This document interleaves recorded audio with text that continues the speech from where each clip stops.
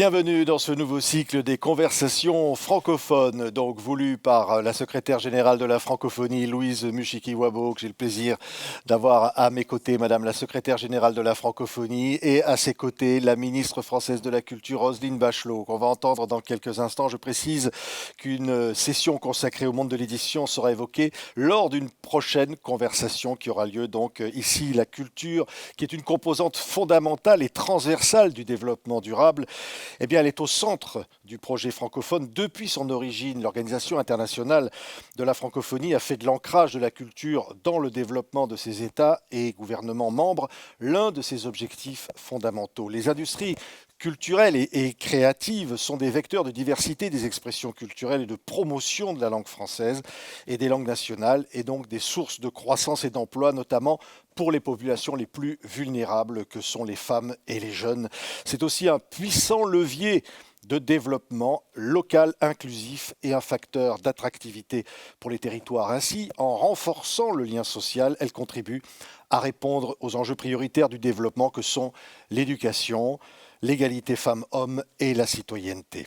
Donc je suis très heureux de vous accueillir dans ce cycle de conversations francophones retransmis en direct sur le Facebook Live, Facebook donc en direct et ouverte à tous les débats, à tous les représentants des États et des gouvernements et aux acteurs de la charte et de la conférence des OING ainsi qu'aux spécialistes et experts de la culture invités par l'Organisation internationale de la francophonie. Tout à l'heure, table ronde, débat et avec vos interventions bien sûr pour alimenter cette conversation. Mais d'abord, j'ai bien sûr le plaisir et l'honneur de donner la parole à Madame la secrétaire générale de la francophonie, Madame Louise Mushikiwabo. Merci beaucoup, Mesdames et Messieurs le ministre, Mesdames et Messieurs les représentants personnels et représentants des acteurs de la Charte de la francophonie, distinguées personnalités, Mesdames et Messieurs.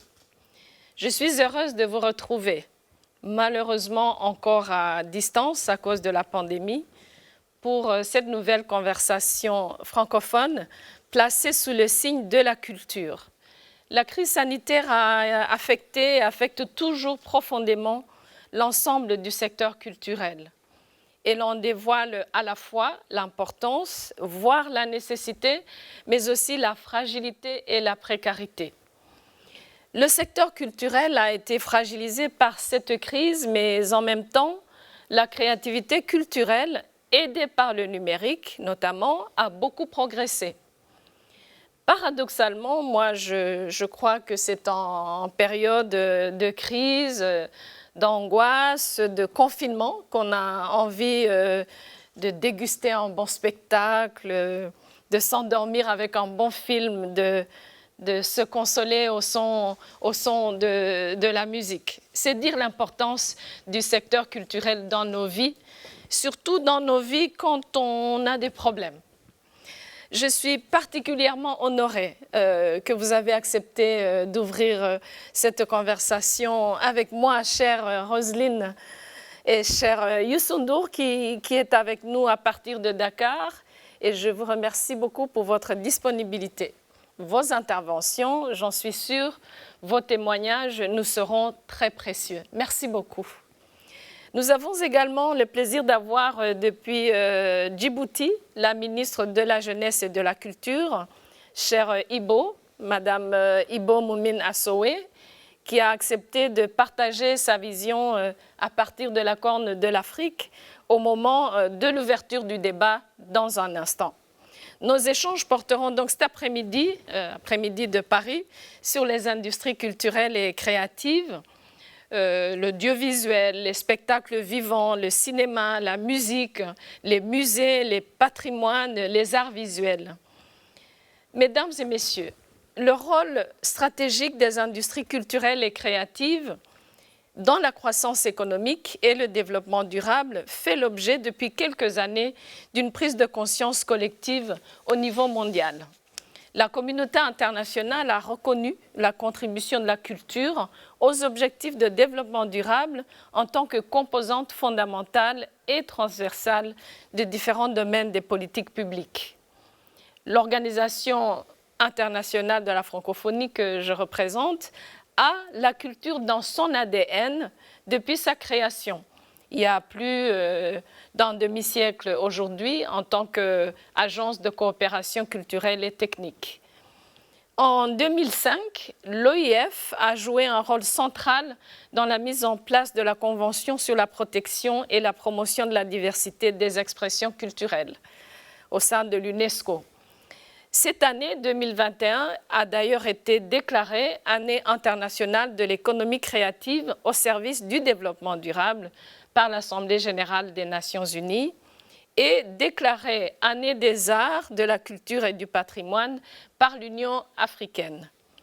Le G20 a organisé cet été, vous y étiez, Madame Bachelot, sa première réunion des ministres de la Culture, dont la déclaration finale souligne le rôle moteur des industries créatives pour la relance et la croissance économique durable, surtout en cette période sanitaire qui a été très compliquée économiquement aussi. L'OIF trouve donc toute sa place dans cet agenda international. Elle apporte son soutien à des grands rendez-vous culturels, le Festival panafricain du cinéma, le marché des arts du spectacle d'Abidjan. Elle favorise et valorise la présence francophone dans les festivals et les marchés culturels internationaux. Mais surtout, nous soutenons depuis plusieurs années des films et séries francophones. Ainsi, le film haïtien Freda a été présenté au dernier festival de Cannes avec le soutien de l'OIF. Le film tunisien L'homme qui a vendu sa peau a obtenu le prix Lumière de la critique internationale et une nomination à l'Oscar du meilleur film international. La série policière Sako et Mangane, tournée au Sénégal, que nous avons soutenue, est la première série d'Afrique francophone diffusée sur Netflix. Nous accompagnons aussi les lauréats culturels des Jeux de la francophonie. Par exemple, dernièrement, la compagnie de danse ivoirienne Solé a pu se produire et rencontrer des professionnels et participer à des festivals. L'OIF est donc très impliqué dans le domaine culturel avec tous ses États et gouvernements et surtout avec les acteurs culturels. Mesdames et messieurs, ces dernières années, le numérique a profondément accéléré la transformation des secteurs culturels et créatifs. Il a introduit de nouveaux processus de création, de diffusion, d'accès, de consommation des produits culturels divers. Nous sommes très conscients de l'immense talent culturel des francophones. Nous voulons que ce talent francophone soit plus visible, plus accessible au reste du monde et dans le monde francophone et prenne pleinement sa dimension économique. Fidèle donc à sa vocation de coopération solidaire inscrite dans sa stratégie économique ainsi que dans sa stratégie numérique qui d'ailleurs a été adoptée vendredi dernier par la conférence ministérielle de la francophonie, notre organisation est en train d'étudier minutieusement comment être plus pertinente, comment accompagner de plus près les acteurs culturelle. C'est là l'objectif de cette conversation culturelle en fin d'année. Au-delà de l'épanouissement personnel, social et humain, dans la francophonie de l'avenir que je porte, la créativité doit être pensée et construite comme une source de création d'emplois aussi, de solidarité communautaire, de liens sociaux et d'inclusion. La création d'emplois, je le rappelle, est la première et principale demande de la jeunesse francophone. Ensemble donc, nous devons identifier les moyens de parvenir à cet objectif. Cette conversation s'inscrit dans cette logique. Car si les industries culturelles et créatives ont généré en 2018-2019 pour l'Europe des revenus représentant 3% du produit intérieur brut régional, et 7,7 millions d'emplois, les chiffres sont bien différents pour l'Afrique et le Moyen-Orient réunis, où ces mêmes industries produisent seulement 1,1% du produit intérieur brut et 2,4 millions d'emplois. Nul besoin de signaler que Hollywood est un grand pilier de l'économie californienne. 5e économie mondiale, la Californie. Le constat sur la place des industries culturelles dans le monde est chiffré, il est clair.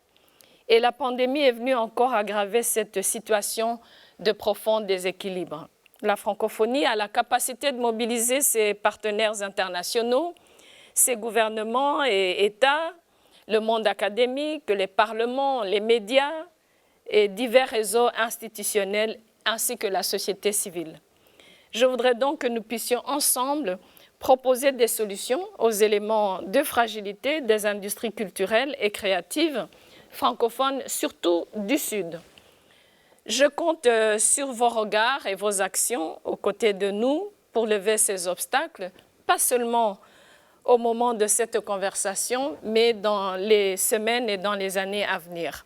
Je compte sur vous pour qu'ensemble, nous puissions poser les jalons d'une feuille de route culturelle rafraîchie, innovante, portant une attention particulière aux femmes et aux jeunes.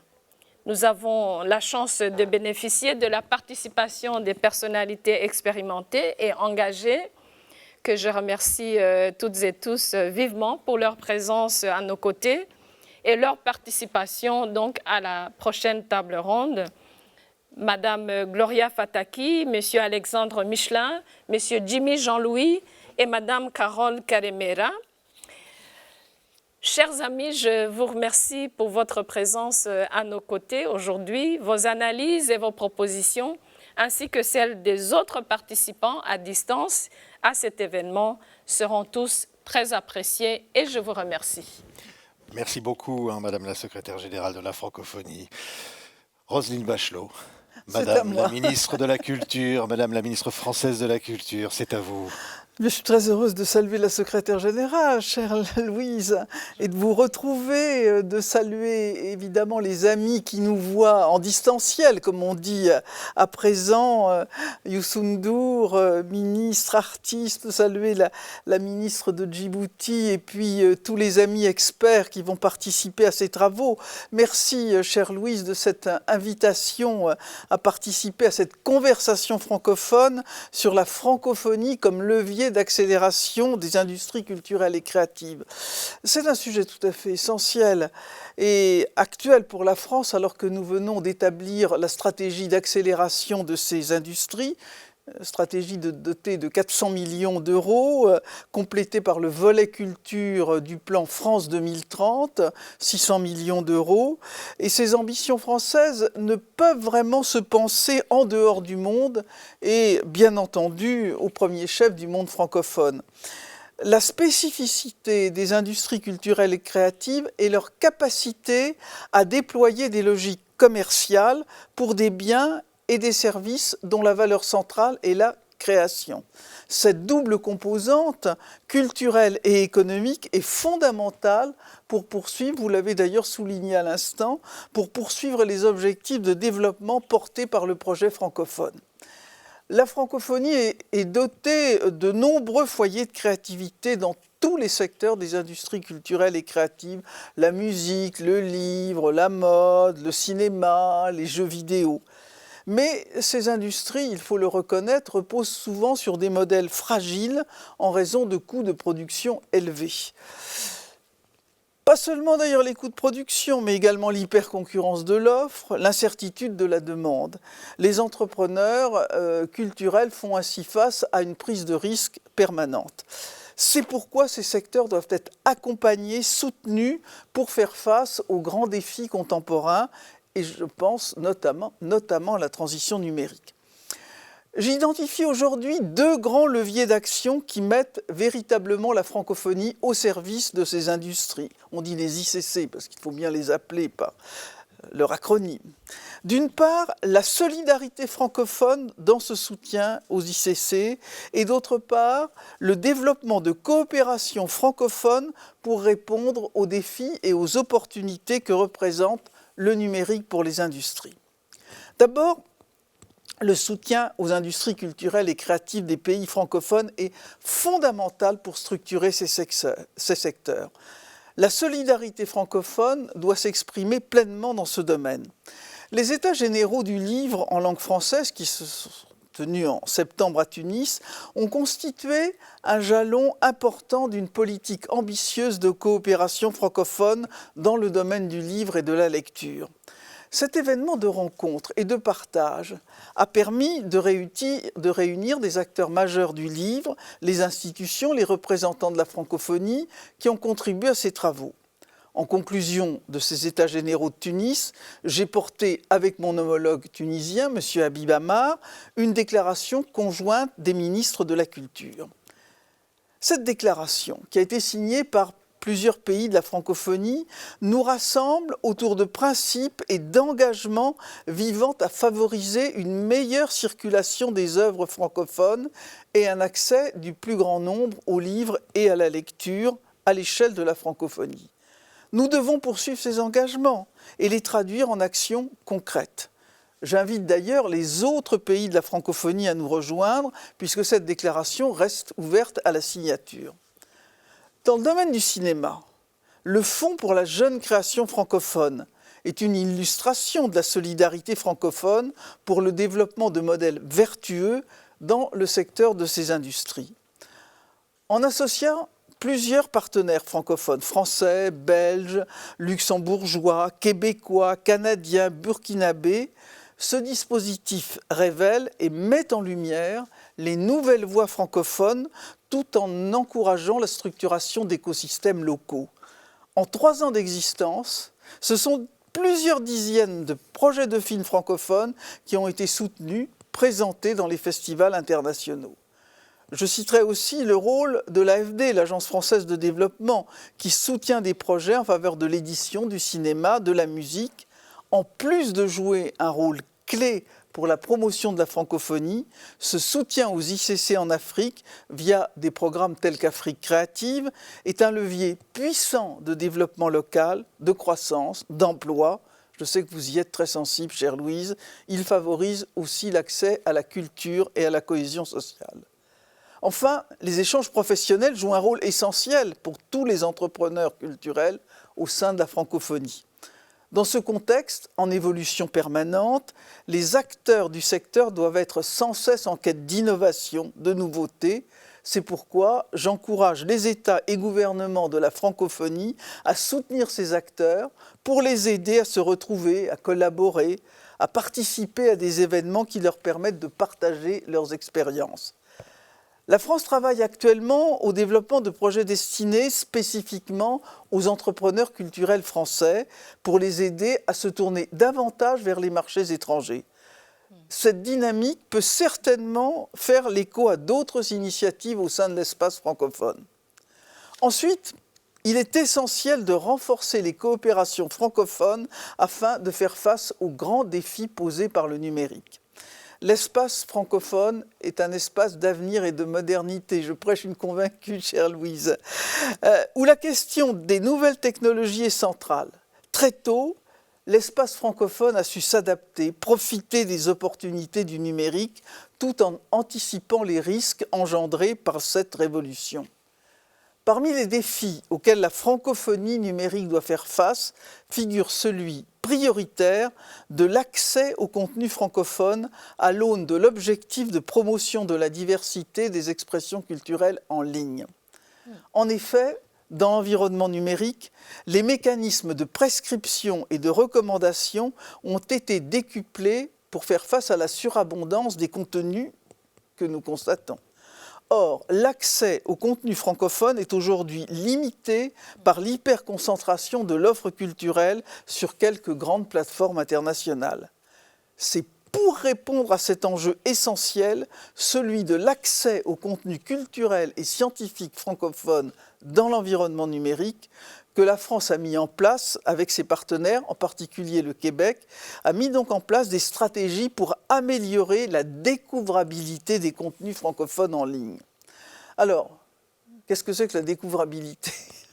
La notion de découvrabilité numérique fait référence à la disponibilité et à la vision en ligne d'un contenu, c'est-à-dire sa capacité d'être repéré parmi un vaste ensemble d'autres contenus. Nous espérons que ces initiatives pourront être plus largement partagées avec nos partenaires de la francophonie. Cette capacité à s'inspirer, à se nourrir mutuellement face à un monde en mouvement représente un véritable levier de développement pour les industries culturelles et créatives. Nous devons répondre aux risques liés au numérique pour les ICC francophones, mais aussi saisir toutes les opportunités qu'ils représentent pour ces secteurs. Ainsi, je me réjouis que la future Cité internationale de la langue française à Villers-Cotterêts, je me réjouis qu'elle abrite le premier incubateur du numérique dédié aux enjeux linguistiques. Ce projet préfigure la création d'un centre de référence international pour le numérique, les technologies et les langues. La future Cité internationale de la langue française de Villers-Cotterêts a été pensée comme un laboratoire de la francophonie avec l'ambition d'être à l'avant-poste des enjeux prospectifs liés à l'évolution de la langue française, de son apprentissage, de sa pratique. Je suis convaincu que nous devons accompagner l'ensemble des acteurs culturels à se développer à l'ère numérique pour que la diversité culturelle et linguistique s'exprime et pour que chaque citoyen ait accès à des œuvres culturelles et audiovisuelles riches et à des contenus médiatiques faibles, non pas faibles, mais fiables, au contraire forts, fiables et pluralistes. C'est quelquefois dur de s'exprimer dans un français. Voilà. Eh bien, la francophonie défend aujourd'hui un espace numérique inclusif, responsable, solidaire, favorisant la diversité culturelle et linguistique. Elle est un formidable vecteur de rayonnement des industries culturelles et créatives. Merci pour vos travaux. Je vais les suivre avec une particulière attention. Merci beaucoup. Merci Madame la Ministre, merci Roselyne Bachelot, merci à vous Louise Mushiki-Wabo, donc la secrétaire générale de la francophonie à l'origine de cette rencontre pour la francophonie au service des industries culturelles et créatives. Nous, on se retrouve dans quelques instants, on ouvre les débats, on va aller, on l'espère, assez vite à Dakar et partout dans le monde. Et merci encore, à tout de suite.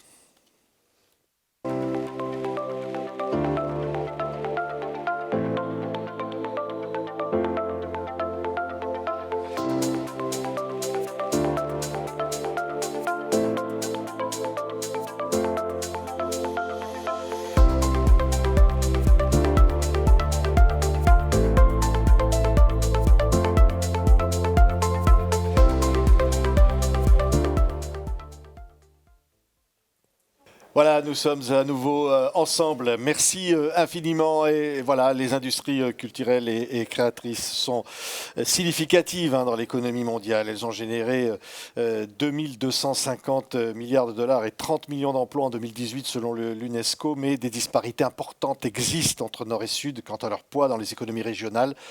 3,3% du PIB en Amérique du Nord, 1,1% en Afrique et au Moyen-Orient. En Afrique, elle constitue pourtant un potentiel sous-exploité malgré la richesse et la créativité de ce secteur qui emploie beaucoup de jeunes et de femmes et qui a su faire preuve de résilience, mais qui continue à avoir des difficultés pour l'adoption de montages financiers basés notamment sur le partenariat et la coopération internationale. Donc dans les pays du sud de la francophonie, la culture est encore majoritairement portée par des entreprises ou des associations de petite taille, précaires, peu structurées, et des industries culturelles et créatrices qui donc restent fragiles. Un secteur culturel fortement impacté par les technologies numériques, tant dans les pratiques culturelles que dans la production, la diffusion et la conservation et la valorisation des œuvres. Alors, quelle perspective d'intégration de ces industries culturelles et créatrices dans le marché international, venu donc du Sud, et quelle bonne pratique. Tout à l'heure, nous allons en parler ensemble avec nos panélistes, mais j'ai la grande joie d'accueillir sur ce plateau nos intervenants. Gloria Fataki, directrice générale de Trace Congo, fondatrice et présidente de l'association Inclusive Society. Alexandre Michelin, président sortant de la commission cinéma du Fonds Images de la francophonie et président du Fonds d'aide aux expériences numériques du Centre national du cinéma et de l'image animée française, du CMC.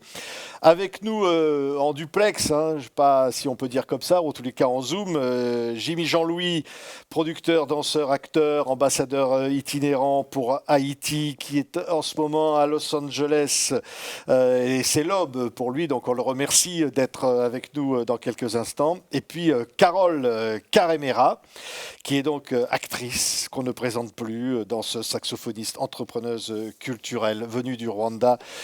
Merci infiniment à tous. Alors évidemment, il y a beaucoup donc de questions. Et tout à l'heure d'ailleurs, nous essaierons de joindre Youssou N'Dour, l'ancien ministre et l'artiste que l'on connaît, que l'on aime, qui se trouve en ce moment à Dakar. D'abord, peut-être une question à Gloria Fataki, directrice générale de Trace Congo, fondatrice présidente de l'association Inclusive Society. Alors vous accompagnez les jeunes et les entreprises par la formation notamment. Vous avez d'ailleurs un modèle, on peut dire, de formation qui véritablement est très innovant. Est-ce que vous pourriez nous en dire quelques mots ? Oui, en effet. Merci pour ces présentations. Donc, en tant qu'acteur principal des industries culturelles et créatives, la mission principale du groupe Trace est de favoriser en fait la réussite des jeunes en les accompagnant dans le cadre de leur développement professionnel. Donc, par développement professionnel, on entend accompagnement des artistes et la formation également dont vous venez de parler. Donc, pour ce faire, nous avons lancé Trace Academia, qui est une plateforme de formation en ligne via une application mobile. Donc notre objectif principal est vraiment de créer des emplois. C'est d'ailleurs, donc d'après une étude qui a sur les ICC dans le monde à l'heure du numérique publiée par l'EIF en juin 2021, on a 30 millions d'emplois qui ont été créés à l'échelle de la planète, y compris dans le secteur informel, dans tout ce qui est ICC, enfin donc industrie créative, et 20% de jeunes sont employés. Donc en fait, l'idée, c'est vraiment d'augmenter ces chiffres par le biais de cette plateforme en proposant différentes thématiques. Donc le projet est déjà bien avancé avec la signature d'un partenariat entre le groupe Trace, l'Agence française de développement et l'Université de Sangor en Égypte. Donc les exemples de thématiques qui peuvent être abordées dans le cadre de Trace Academia. Premièrement, ça peut être par exemple comment répondre à un appel à projet. Tout à l'heure, vous parliez de financement pour les appels à projet. Parfois, on retrouve des jeunes artistes qui ont le talent, mais qui n'ont pas la capacité de répondre aux appels à projets qui peuvent les aider à financer leurs projets. Et c'est un cercle vicieux qu'on aimerait casser justement par le biais de ces formations-là et les accompagner en ce sens. Et on a aussi, par exemple, des thématiques comme démontrer l'impact des politiques publiques sur les activités des acteurs des ICC. Parce que le fait de connaître son environnement permet aussi de mieux répondre aux attentes et de mieux se positionner. Et on a d'autres pistes aussi d'exploration avec l'OIF. Oui, on va revenir bien sûr sur tout ça parce que c'est absolument passionnant. Je vais entendre Alexandre Michelin, président sortant de la commission cinéma du Fonds Images de la francophonie et votre vision notamment sur les perspectives justement offertes par les nouvelles technologies numériques et les modèles économiques qui s'y rattachent. Quel est votre point de vue là-dessus ? D'abord, je crois qu'il y a un avenir radieux.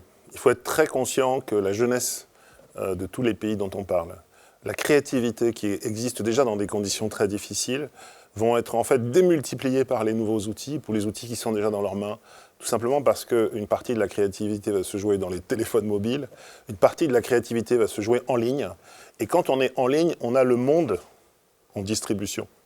C'est-à-dire que vous pouvez avoir une chanson qui s'appelle Jérusalem qui fait le tour du monde parce qu'à un moment donné, quelqu'un en Afrique du Sud l'a distribuée, que ce soit sur TikTok ou sur une autre plateforme, et ça a fait le tour du monde. Ce n'est pas de la science-fiction, c'est la réalité.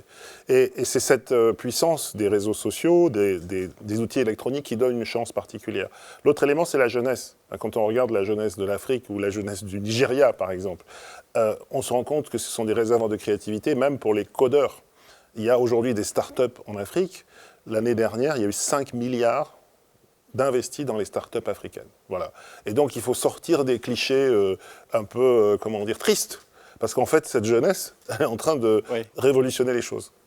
Oui, vous pensez effectivement, voilà, c'est côté positif qu'il faut apporter. Et là, on le voyait à la commission, je peux en parler au passé, puisque j'ai présidé cette commission pendant 2 ans. On voit arriver des projets, comme le disait Gloria, avec une énorme énergie, pas toujours les moyens, mais une capacité à remuer les montagnes, à aller chercher et à inventer. Il y a en Afrique un nombre de créateurs extraordinaires. On parlait d'un de nos amis communs qui s'appelle Kivo. J'espère qu'il est en train de nous regarder ou il est en train de montage. C'est un très très grand réalisateur. Moi, je ne le connaissais pas. Au cours de ces commissions, on a parlé avec lui. Il est, comme on dit les Américains, de classe mondiale. C'est-à-dire que c'est quelqu'un qui peut travailler à Los Angeles, à Paris ou n'importe où. Et aujourd'hui, il travaille à Kigali. Ça veut dire qu'il y a des gens qui vont aller travailler aussi en Afrique ou ailleurs, dans la francophonie. Et d'ailleurs, je pense qu'il faut avoir une vision très large de la francophonie. Les Québécois, par exemple, sont extrêmement actifs. Les Belges sont extrêmement actifs. Et donc, il faut qu'on ouvre, nous, Français, oui, très grand les portes. Et quand on voit quelqu'un comme Stromae, on sait qu'il est un peu entre les deux. Quand on voit Omar Sy, on sait qu'il est aussi sénégalais, francophone. Et c'est aujourd'hui, ce sont les artistes français les plus connus dans le monde. Oui. Donc, oui, francophone. Oui, alors justement, qui est incroyable et qui est en ce moment à Los Angeles, c'est Jimmy Jean-Louis. Alors je ne le vois pas à l'image, je ne sais pas si... Voilà. Ah, si, le voilà. Bonjour, bonjour Jimmy. Merci infiniment. Bonjour, merci infiniment. Il est très tôt, j'imagine, à Los Angeles, là. Alors donc, merci. Vous êtes évidemment ce producteur, ce danseur, cet acteur qu'on aime. Alors, quelle est votre vision, on le disait, Jimmy, des industries culturelles au regard, justement, de vos multiples expériences sur les continents américains, africains, européens? Qu'est-ce que vous déduisez de votre propre parcours, Jimmy?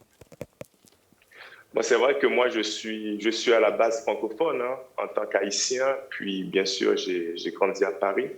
Mais de l'autre côté, j'ai dû aller voir ailleurs ce qui se passait parce qu'à l'époque, c'était un peu difficile pour moi. Donc, ça m'a permis de savoir ce qui se faisait ailleurs, de pouvoir comparer ce qui se fait aussi bien aux États-Unis, en Europe, en Afrique, voire même en Amérique du Sud. Et je prends beaucoup de plaisir de travailler de plus en plus en Afrique parce que je pense que l'Afrique nous propose quelque chose d'extraordinaire. Pour le dire tout simplement, je pense que l'Afrique pourrait éventuellement devenir l'avenir du cinéma. C'est peut-être le continent qui a été le moins exploité. Il y a un boom qui se fait de la part des Nigériens avant tout parce que, comme vous le disiez tout à l'heure, c'est des débrouilleurs et ils arrivent à faire des choses extraordinaires. Ils sont super talentueux. Mais de l'autre côté, il ne faut pas oublier les francophones qui arrivent à s'en sortir, que ce soit les Ivoiriens, les Sénégalais, les Burkinabés. Et je prends beaucoup de plaisir à essayer de collaborer avec eux parce que je crois vraiment à ce futur du cinéma africain parce que voilà, les choses ont beaucoup changé. Avant, il fallait voir le cinéma dans une salle de cinéma, là où, bien sûr, l'Afrique était désavantagée. Maintenant, ils ont plus ce désavantage parce qu'on peut voir tous les contenus, tous les produits sur un téléphone portable. Donc, du coup, c'est plus de 1,4 milliard de personnes qui ont accès à tous les contenus, à tous les films, que ce soit des films américains, français, chinois. Donc oui, automatiquement, les choses changent. Il y a des talents qui vont émerger et voilà, donc je suis très positif sur ce futur. Et d'ailleurs, on n'a pas encore eu M. Youssou N'Dour, avec qui on a collaboré sur un projet qui est premièrement réalisé par un Nigérien, tourné au Sénégal et au Cap-Vert, et bien sûr avec la participation de Youssou N'Dour. Donc ça aussi, c'est le futur, c'est cette collaboration qui est en train de se faire entre plusieurs talents africains pour pouvoir donner le meilleur du continent. Merci beaucoup, Jimmy. Bien sûr, restez avec nous en duplex de Los Angeles. Carole Carremera, on entendait le discours de Jimmy. Ça résonne beaucoup pour vous, qui êtes bien sûr metteur en scène, actrice, musicienne, cofondatrice et directrice de Issue Art Center. Vous êtes engagée en tant qu'entrepreneur culturel. Votre engagement est absolument extraordinaire au sein des industries créatives en Afrique. Vous sentez cet optimisme dont parlait Jimmy Jean-Louis à l'instant ?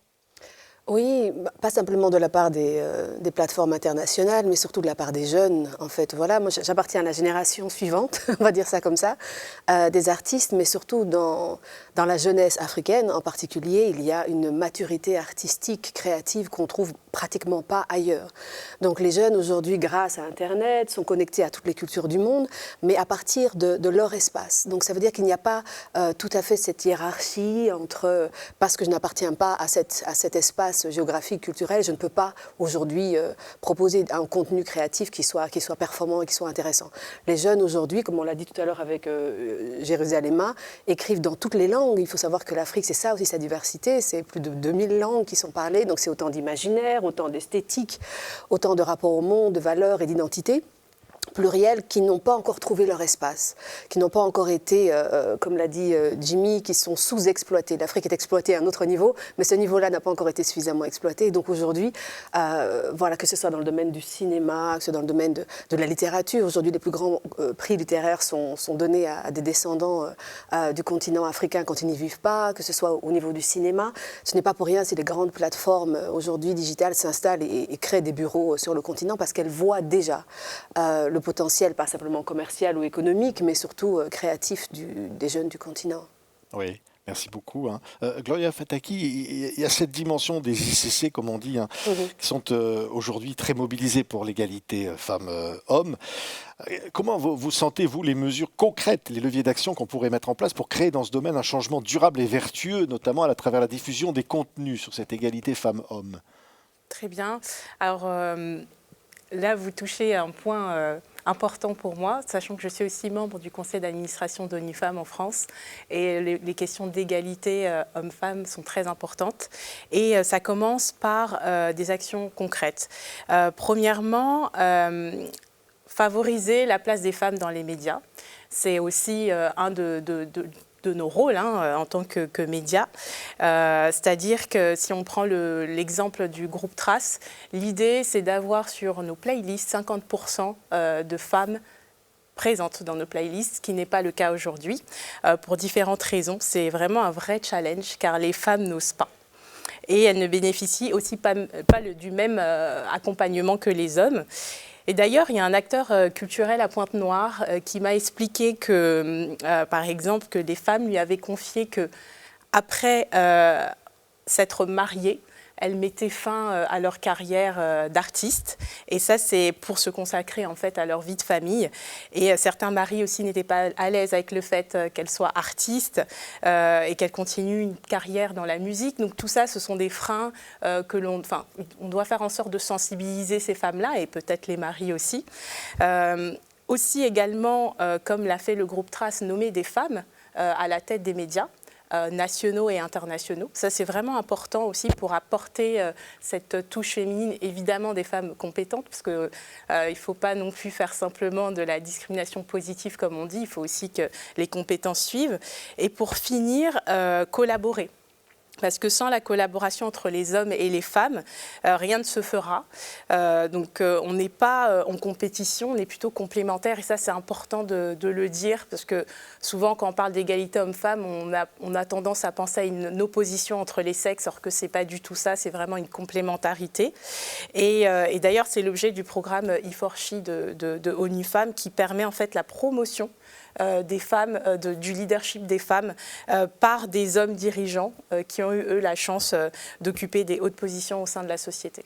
Oui, donc merci. Voilà Oui. Ce qui est important, alors, égalité femmes-hommes, mais aussi Alexandre Michelin, la diversité culturelle. Alors là, pour le coup, au sens large, comment vous appréciez l'impact potentiel de ces technologies et de l'économie numérique sur la préservation et le renforcement justement de cette diversité culturelle?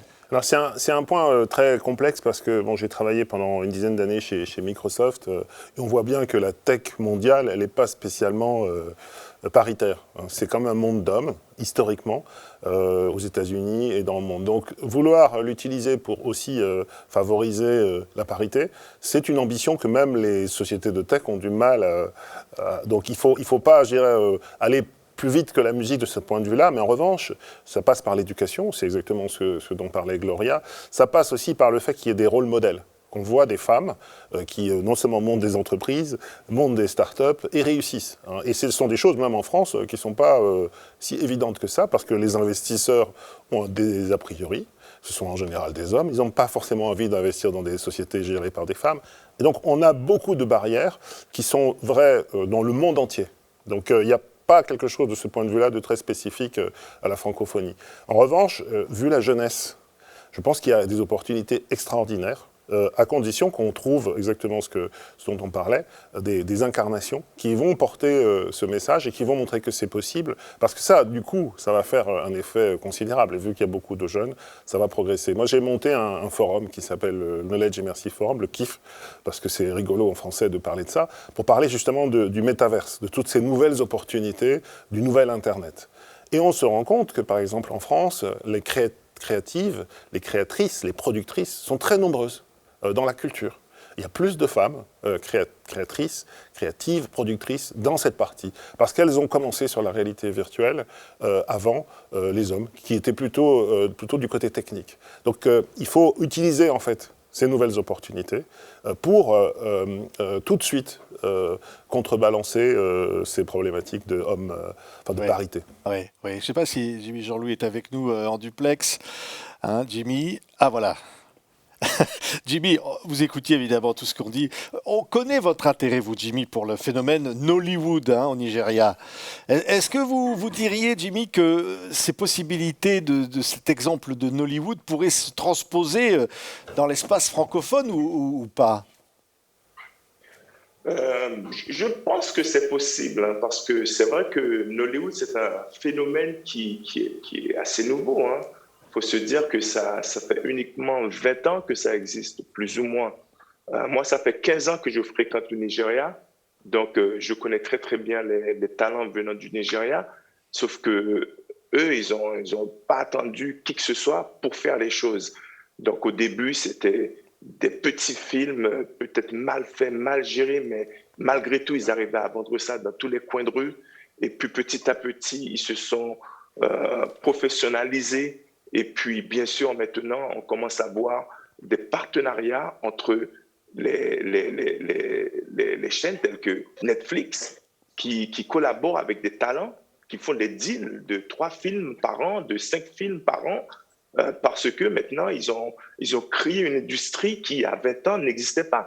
Donc, est-ce que c'est quelque chose qui peut se faire en Afrique francophone ? Je pense que c'est possible, mais il faudra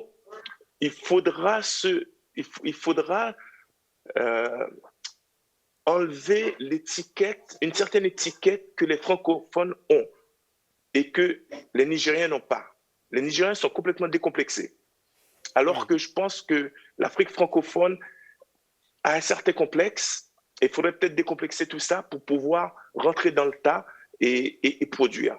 Et une fois qu'on aura produit, une fois qu'on aura collaborer, tous les francophones, je pense que là, il y aura beaucoup plus d'intérêt de la part de certaines plateformes à avoir des deals comme ils le font avec aussi bien les Nigériens, les Sud-Africains, et puis j'espère que, bien sûr, que ce soit les Ivoiriens, les Sénégalais, voire même les Rwandais, puissent avoir des deals avec des grosses chaînes, des grosses plateformes, ou voire même des grosses chaînes françaises aussi, pour pouvoir montrer au monde qu'en Afrique, il y a quand même de très, très belles choses. Il y a de très, très belles histoires qui restent à être dites. Et moi, ma peur en ce moment, c'est que je vois qu'il y a une certaine présence très, très forte de la part des Américains en Afrique. Ils passent par Netflix, ils passent par HBO Max, ils passent par Apple et autres. Donc maintenant, ce qui se passe, c'est qu'il y a tous les acteurs, tous les talents francophones qui essaient de faire des films en anglais, parce qu'ils essaient d'attirer justement les Netflix ou autres. Donc c'est là qu'il y a un gros travail à faire de la part de nous tous, je pense, hein, de l'OIF bien sûr, et toutes les institutions à garder ces talents pour pas qu'ils aillent voir ailleurs, parce que bien sûr le marché anglophone pourrait être beaucoup plus intéressant pour beaucoup d'eux. Donc voilà, un petit travail à faire quand même pour pouvoir garder nos talents et bien sûr leur donner la distribution qu'ils méritent et aussi leur donner le budget qu'ils méritent pour faire leurs produits. Oui, merci. Alors évidemment, vos propos de Jimmy suscitaient, je le voyais, des réactions sur ce plateau. Est-ce que Carole Carremera, quand on est entrepreneur culturel comme vous, face à tous ces défis, on sent qu'il y a quand même des barrages à franchir pour arriver à tous ces défis, la place des femmes, trouver des financements, accès au marché, tout ça c'est très compliqué, mais est-ce qu'on a, comment dire, Jimmy parlait de complexe, est-ce que non? Il y a parfois des complexes, mais je dirais plutôt en termes d'obstacles, c'est un peu comme il l'a signalé tout à l'heure, c'est un peu la force du Nigeria, c'est le marché local. Localement, les artistes se sont tournés en disant qu'est-ce qu'on peut produire pour nos voisins, nos familles, notre nation, puisque démographiquement, le Nigeria représente quand même un des plus grands pays du continent. Donc il y a localement une force et l'État a suivi. Donc ici, on a en termes de dynamique quelque chose de très différent. Localement, le Nigeria aussi est plus avancé technologiquement, en termes d'infrastructures, que ce soit même en termes d'éducation, les universités, les grands écrivains du continent viennent de là. Donc il y a tout un passé quand même d'investissement dans les arts et les industries créatives, en tout cas dans la création, qui existe à toutes les étapes du développement d'un citoyen normal au Nigeria. Donc je dirais plutôt que la jeunesse, en tout cas du continent pour l'instant, connaît très bien son pays, connaît très bien ses défis et ses obstacles et sait comment les raconter de manière créative et sait comment toucher les gens. Mais disons que les infrastructures, qu'elles soient économiques, qu'elles soient culturelles ou éducationnelles, ne sont pas là. Et c'est pour moi un des plus grands freins. Du coup, les jeunes vont vers l'international en se disant qu'il faut au moins 5 millions de vues pour gagner 100 €, cherchent à écrire en anglais, même si ce n'est pas la langue.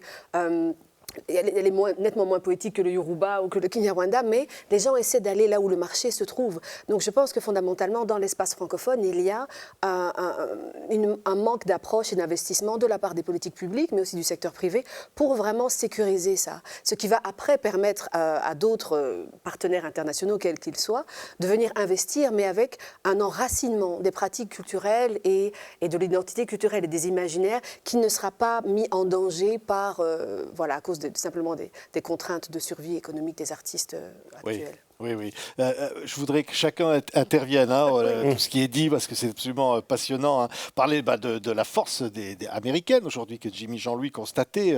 Je ne sais pas qui veut intervenir là-dessus. Qu'est-ce qu'on pourrait concrètement avancer comme proposition, on se disait, Carole Carremera, que les politiques publiques peut-être pourraient faire davantage, secteur privé aussi. Je ne sais pas. Alors, moi, j'ai vraiment apprécié ce que Carole a dit sur le fait qu'au Nigeria, il y a cet accompagnement national. Je pense que ça commence vraiment par là, en fait. Je prends l'exemple de la RDC, là où j'opère, et c'est vrai qu'avec le soutien du gouvernement et des services publics, on pourrait faire plus. Parce qu'aujourd'hui, dans le secteur des ICC, on sait que à Kinshasa, par exemple, il y a l'Institut français de Kinshasa qui aide beaucoup les artistes. Il y a aussi la délégation Wallonie-Bruxelles aussi qui travaille sur ces sujets-là et d'autres associations locales. Et je pense qu'il faudrait, en plus de ces associations locales, avoir un vrai soutien Moi, je voudrais donner l'exemple de la Tunisie. En travaillant à la commission, on s'est rendu compte qu'il y a une vraie action en Tunisie, avec parfois des structures un peu inspirées, un peu comme un CNC, avec des écoles vraiment de réalisateurs, de scénaristes en Tunisie. C'est un pays de la francophonie, dans la création, extraordinairement actif. Il y a des courts-métrages, il y a des longs-métrages. Et la Tunisie, je trouve, est un exemple très intéressant, parce que ce n'est pas un pays aussi grand que le Nigeria, mais c'est un pays qui a su tirer à la fois de ses propres histoires. Ils ont raconté, on a vu un nombre de projets extraordinaires où ils racontaient la révolution, où ils racontaient toutes les tensions qui existent en Tunisie, la place des femmes, la question de la religion. Tout passe dans le cinéma tunisien. Et je pense qu'on devrait vraiment travailler avec nos amis tunisiens, parce que c'est vrai que je dirais que l'Afrique francophone subsaharienne a une autre histoire. Elle est beaucoup plus grande, il y a beaucoup d'histoires très différentes, beaucoup de cultures extraordinairement riches, alors qu'en Tunisie, c'est plus finalement ramassé, et ils se sont concentrés sur un certain nombre de choses, et je pense qu'on a beaucoup à s'inspirer. D'ailleurs, c'était une réflexion qu'on partageait avec Kivu, et je crois aussi que le Rwanda peut nous apprendre énormément de choses. parce qu'on sent, notamment sur la technologie, que c'est un pays qui a eu des options très volontaristes et qui est en train d'inventer une autre forme d'africanité. En tout cas, c'est comme ça qu'on le ressentait. On avait des dialogues qui étaient assez incroyables, puisqu'il y avait une des membres de la commission qui était en Haïti, Kivu qui était à Kigali, quelqu'un qui était à Bruxelles. Moi, j'étais à Paris avec les membres de l'OIF. Et ça, c'est la beauté du numérique. Hein. On dialoguait comme ça pendant 3-4 jours, hein, parce qu'une commission, c'est 3-4 jours de débat. Et c'est vrai qu'on se rend compte, d'abord, que c'est une force extraordinaire, hein, d'avoir une langue en commun, avec des histoires et des imaginaires totalement différents. Et c'est là où on s'est rendu compte que la Tunisie, à une époque, c'était le Liban, qui était le phare un peu de la francophonie moderne, provocatrice et tout ça. Et bien en fait, aujourd'hui, c'est la Tunisie qui a eu énormément de tensions. La situation n'est pas facile en Tunisie. Mais le cinéma tunisien continue à être soutenu par son gouvernement, justement. Il y a des structures, manifestement, en Tunisie qui ont accompagné.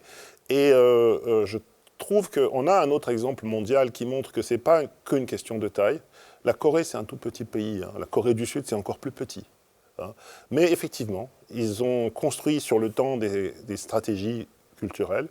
Ils sont venus, ils ont regardé ce qui se passait, ils sont venus voir le CNC, puis ils ont fait leur CNC à eux. Et puis maintenant, 20 ans après, on voit dans tous les domaines de la culture populaire, de la musique jusqu'à la série, une expression de la Corée du Sud que personne n'attendait. Donc ça veut dire que s'il y a vraiment une volonté politique ou s'il y a des gens qui sont capables de construire des stratégies et qui s'y tiennent, il y a effectivement de la place aussi pour des puissances moyennes, mais très très créatives. Oui. Donc il faut des grands pays. Mais il faut aussi la chance des petits ou des moyens très, très rapides. Oui, mais Carole Carremera, on s'était par Skype interposé, parlé depuis Kigali il y a peu de temps pour les trophées du cinéma francophone. On voyait au Rwanda aussi. Moi, j'ai vu des films rwandais absolument formidables. Il y a une créativité, une inventivité, une modernité dans le cinéma rwandais que je trouve absolument incroyable. On sent qu'il y a quelque chose qui se passe. Alors, comment on l'explique, ça? Enfin, moi, c'est mon sentiment, hein. Je crois que la jeunesse, en tout cas dans le cinéma aussi, au Rwanda, mais dans d'autres pays aussi du continent, a terriblement envie de se raconter avec ses propres moyens, a envie de dire qui elle est fondamentalement, indépendamment de ses aînés, des pouvoirs publics, des situations géopolitiques. Elle saisit en fait les plateformes artistiques pour vraiment se raconter et se définir elle-même, quitte à ce que cette définition de ce qu'ils sont change en fonction des médiums. Donc il n'y a pas, comme l'a dit Jimmy tout à l'heure, il n'y a pas de complexe chez les jeunes artistes actuellement. Ils empruntent les médiums et ils racontent ce qu'ils ont fondamentalement envie de raconter. Et pour prendre aussi l'exemple de la Corée, je veux dire, on parle d'une créativité, on parlait de la RDC il y a quelques secondes. Voilà, Kinshasa a la population de tout le Rwanda, avec des artistes à tous les coins de rue. Donc fondamentalement, quand je vais à Kinshasa, une ville que j'adore aussi, il manque un studio de cinéma, il manque une salle de concert propre, il manque pas grand-chose, mais ce sont des investissements fondamentaux qu'il manque. Il y a évidemment l'Institut national des arts, mais il n'y a pas les infrastructures pour la production et la distribution. Et c'est là où on est les plus fragiles. Et donc exposés à vendre nos droits à n'importe quel prix pour les producteurs américains ou autres qui mettraient l'argent en premier sur la table. C'est comme ça que Netflix aujourd'hui est une force extraordinaire. Ils arrivent, ils préfinancent tout. Vous n'avez plus besoin de chercher vos distributeurs, vous n'avez plus besoin de chercher des coproducteurs. Et c'est un danger parce que ça veut dire qu'à court terme, même moyen terme, Netflix sera en mesure de dicter quelle est leur définition de la diversité culturelle dans le cinéma parce qu'ils auront mis la mainmise, en tout cas économiquement, sur absolument tous les créateurs.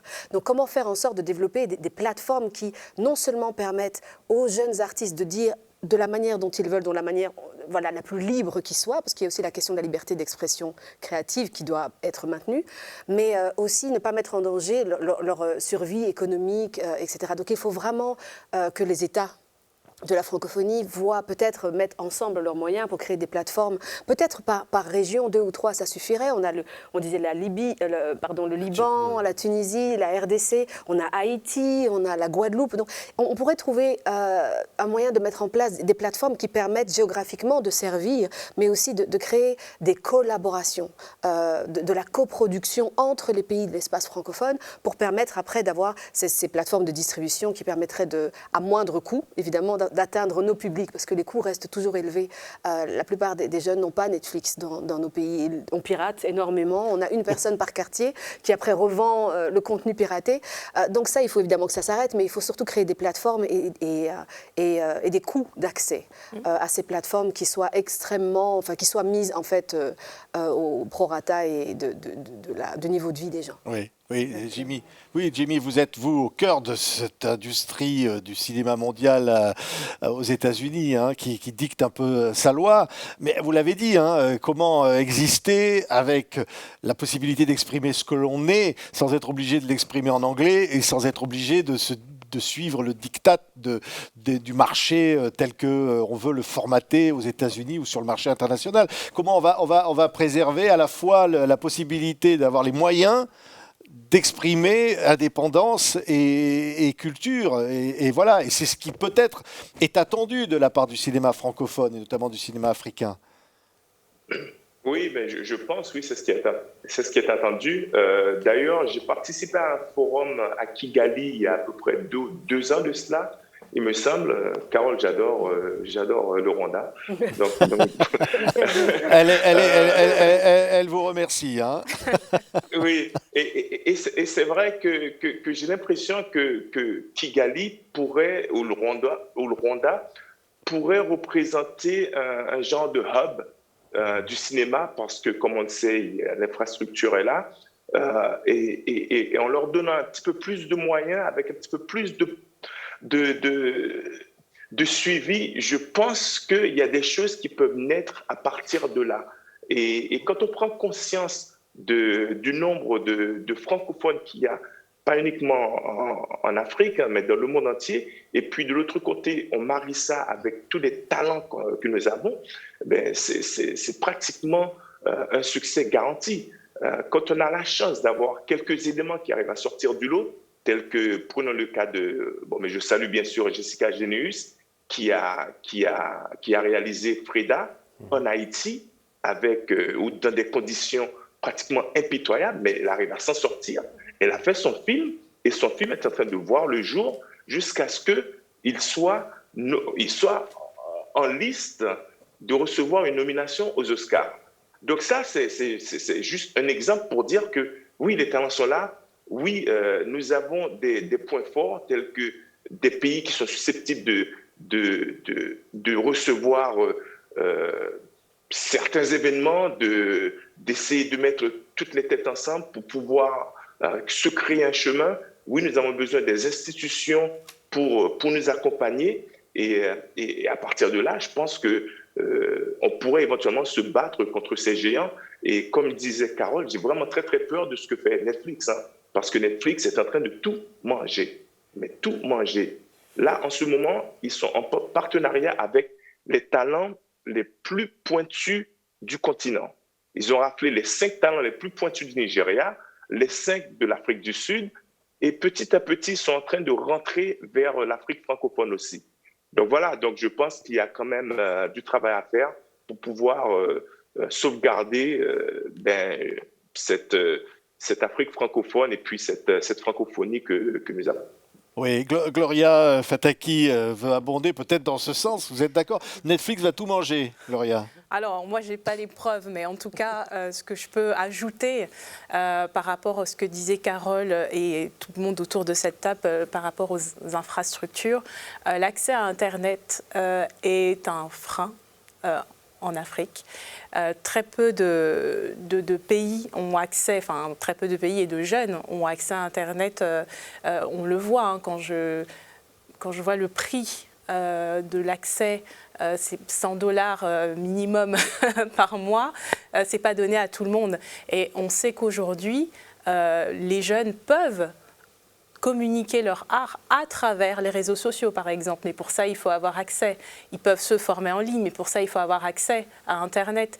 Donc ça, c'est une vraie problématique aussi dans les industries créatives et culturelles, l'accès à Internet. Comment travailler sur ce point-là, au-delà d'avoir des maisons de production ou d'autres structures, on va dire, palpables, vraiment comment faire pour accompagner cet accès à Internet pour pouvoir permettre aux jeunes, par exemple, de travailler sur les sujets comme la métaverse. Oui, Non, mais dont vous parliez tout à l'heure, hein, Alexandre Michelin. Je pense que le téléphone mobile est quand même peut-être une des clés. Ça ne veut pas dire qu'on pourra faire toutes les créations, je suis d'accord. Hein. S'il faut de la 5G pour avoir accès à une expérience, ça limite à une élite ou à des gens qui ont beaucoup de moyens et beaucoup d'équipements, parce qu'il faut l'équipement plus le réseau. Hein. Sans compter les nouveaux les casques et autre chose. Pour autant, moi, j'avais regardé cette question-là il y a 5-6 ans. C'était essentiellement en Afrique du Sud et au Nigeria qui avaient des réseaux suffisamment puissants. Et entre-temps, les villes en particulier ont commencé à aussi recevoir, grâce au téléphone mobile, beaucoup de débit et beaucoup de data. Donc, effectivement, dans les grandes villes, donc c'est pour ça que la notion de hub dont parlait tout à l'heure Jimmy Jean-Louis est vraiment importante. Si Kigali devient, par exemple, on appelle Kigali plusieurs fois, mais si Kigali ou Dakar deviennent des hubs, ça veut dire que les talents vont aller à ces endroits-là et vont pouvoir, à ces endroits-là, construire les infrastructures. Donc c'est une problématique de gouvernement, c'est-à-dire c'est les télécoms, pour avoir des hubs. Et puis d'autre part, c'est à ce moment-là que naîtra la création. Donc il faut quand même pousser et peut-être faire des arbitrages, des choix, pour qu'un certain nombre de grandes villes sur le continent, qui est immense, hein, il faut que tout le monde l'ait en tête, hein, le continent est immense, hein, c'est le plus grand continent. Donc il faut bien comprendre que les distances vont jouer beaucoup de... Encore, oui. Voilà. Mais il y a une chance. En tout cas, moi je pense que Cape Town ou Kigali ou Dakar ou Abidjan peuvent devenir des très grands hubs. Alors, et à partir de là, ça peut changer. On va peut-être essayer de joindre dans quelques instants Dakar, Tunis. Voilà, où Youssou N'Dour, l'immense Youssou N'Dour, sera avec nous dans quelques instants. Encore un court mot pour terminer cette première partie, Carole Carremera. Au fond, on sent qu'il y a la volonté, le talent. Voilà, qu'est-ce qui manque ? Qu'est-ce qui manque là tout de suite pour dire donner de l'espoir aux jeunes, aux créateurs ? Je pense, comme pour n'importe quel domaine, de l'investissement. De l'investissement. Investir dans les infrastructures, investir dans l'éducation. On parlait justement de la question du genre dans les industries créatives, que les jeunes, dès leur plus jeune âge, dès l'école primaire, soient confrontés aux nouvelles technologies et à l'art en même temps, sans hiérarchie. Et ensuite, évidemment, les infrastructures financières, parce qu'il y a pas mal d'artistes qui ont un potentiel extraordinaire, qui reviennent des Oscars, qui reviennent de Cannes avec des prix, et qui ne trouvent pas de prêts bancaires dans leur pays d'origine pour pouvoir financer leur prochain film, alors que la course aux producteurs internationaux est là, justement, en train de frapper à leur porte. Donc, infrastructures financières, des hubs, justement, comme on en parlait, et l'éducation à l'art. Et puis, je pense qu'il faut aussi observer les choses à partir de la base. On parlait de la téléphonie mobile. Les jeunes aujourd'hui savent comment développer des nouvelles applications pour la santé, pour l'éducation. Ils ont entre 18 et 23 ans, tous ceux qui développent les nouvelles applications en ce moment. Donc comment aussi faire en sorte que ces hubs-là, donc technologiques et créatifs, travaillent ensemble dans le même espace, puisque la programmation, c'est évidemment un aspect technique très important, mais c'est le créatif qui fait que les nouvelles technologies sont ce qu'elles sont aujourd'hui. Donc je pense que c'est bien si on fait grandir et on accompagne cette jeunesse avec ces deux éléments-là. Merci. Merci, on va se retrouver dans quelques instants, on va dialoguer avec tous nos intervenants. Mais d'abord, c'est un immense artiste, donc c'est un honneur de l'avoir avec nous en duplex de Dakar, Youssou N'Dour, entrepreneur culturel bien sûr, ancien ministre sénégalais de la culture bien sûr, mais aussi et surtout l'immense musicien que l'on connaît et que l'on aime. Bonjour Youssou N'Dour. Bonjour Patrick, bonjour tout le monde. Bonjour. Vous êtes bien sûr... artiste, patron d'un groupe audiovisuel, vous avez donc été ministre. Comment Youssou, vous percevez la notion d'industrie culturelle ? Est-ce que c'est facile de parler d'industrie à propos d'un secteur aussi particulier que celui de la culture et qui pourtant est aussi important pour le développement économique ? Écoute, d'abord, je tiens à vous remercier et à saluer cette démarche. Et je dis enfin, on est un peu entendu. Ça fait des années que nous parcourons le monde pour porter ce plaidoyer en disant que si vous voulez un développement, si vous voulez la paix, si vous voulez trouver du travail, beaucoup d'emplois, il faut tourner la tête vers les industries créatives. Et aujourd'hui, j'ai comme l'impression que toutes les organisations que ce soit la Banque mondiale, que ce soit Exim Bank, que ce soit la BAD, que ce soit la francophonie, tout le monde parle que des industries créatives. C'est une très, très bonne chose. Mais attention, je dis attention parce que si le fonctionnement de toute cette dynamique est confié à ces fameux consultants qui vont arriver en Afrique et dire que bon, voilà ce que nous pensons que vous devez faire, c'est pas ça, nous l'accepterons. Moi, en tout cas, personnellement, je ne l'accepterai pas. Je pense que nous avons assez de ressources humaines ici, de qualité, des gens qui connaissent très bien le marché. Nous sommes plus d'1 milliard de personnes. La francophonie, c'est un grand marché. Nous devons faire confiance aux personnes qui peuvent diagnostiquer la situation et proposer des solutions sur notamment le financement qui pose problème avec les banques traditionnelles. Je pense que bon, c'est un grand moment aujourd'hui de discuter autour de ça, mais il faut faire attention que si nous pouvons aller ensemble dans le cadre de financement des industries créatives pour créer des emplois, pour permettre à l'Afrique de relever sa tête, il faut faire confiance aux Africains.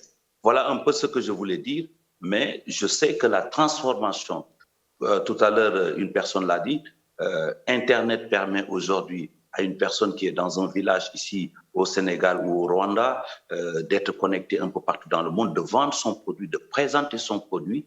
Et je pense que ce sont des initiatives comme ça qu'il faut pousser.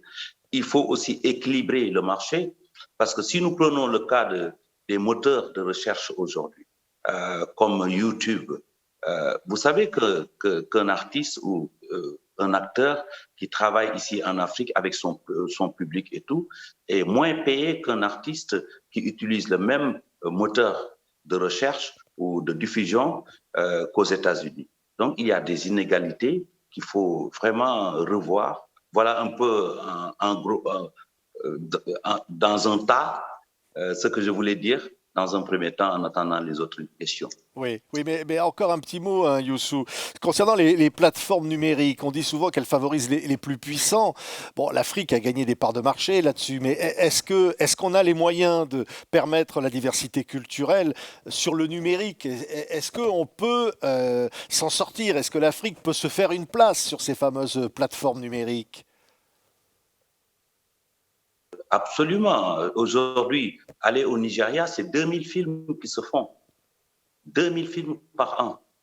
Et toutes les télévisions au niveau de l'Afrique, pratiquement, ont changé leur contenu. Avant, on recevait des films qui venaient du Mexique, du Brésil et autres. Aujourd'hui, tout ça a changé. Ce sont des films qui ont été réalisés ici en Afrique, qui inondent le marché africain. Donc, pour les investissements, je pense que bon, l'Afrique doit avoir aussi la possibilité de présenter des plateformes qui rémunèrent mieux et qui gardent son marché. Je pense que ça, c'est important, c'est possible. Merci, hein, Youssou N'Dour. C'est un message optimiste, au fond, quand même, quelque part, mais qui veut dire, comme vous l'avez toujours dit, hein, Youssou, il faut se battre. L'Afrique doit se battre. Il faut se battre.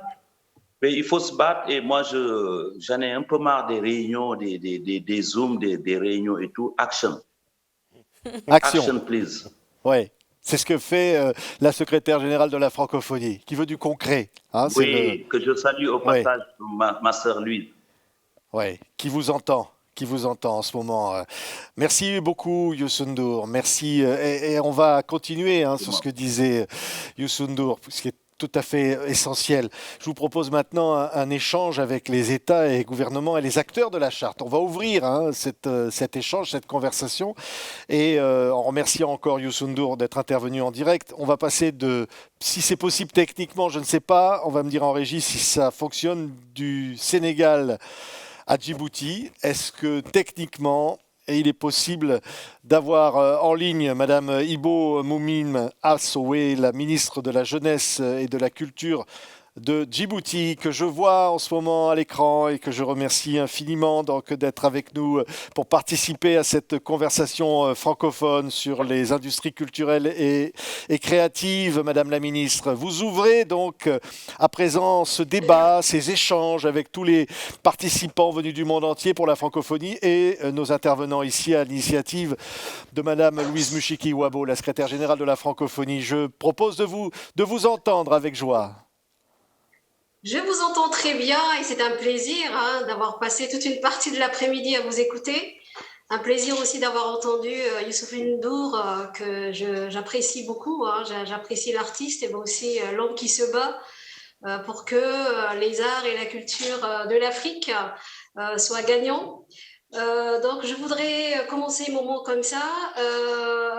Alors, Excellence Madame la Ministre de la Culture de la République française, Roselyne Bachelot, Excellence Madame la SG de l'OIF, Louise Mushiki-Wabo, Mesdames et Messieurs les parlementaires, Mesdames et Messieurs les opérateurs de la francophonie, Mesdames et Messieurs les professionnels des ICC, Industrie culturelle et créative, distingués intervenants, en cette occasion particulière consacrée à la conversation autour d'un thème d'envergure et d'actualité en même temps, la francophonie au service des industries culturelles et créatives.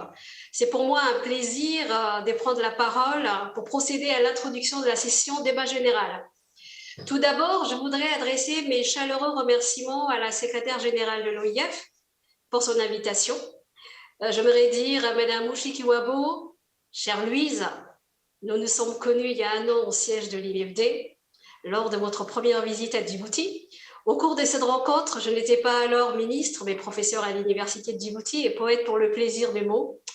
Je me rappelle que nous avons évoqué ensemble la fierté d'être des femmes francophones, d'avoir émis aussi le souhait de renforcer le dialogue interculturel dans l'espace panafricain grâce au rayonnement des lettres et des arts, véritable vecteur de promotion de la francophonie plurielle. De nature optimiste et fondamentalement panafricaniste, vous l'aurez compris, je crois au génie et au talent de la jeunesse africaine.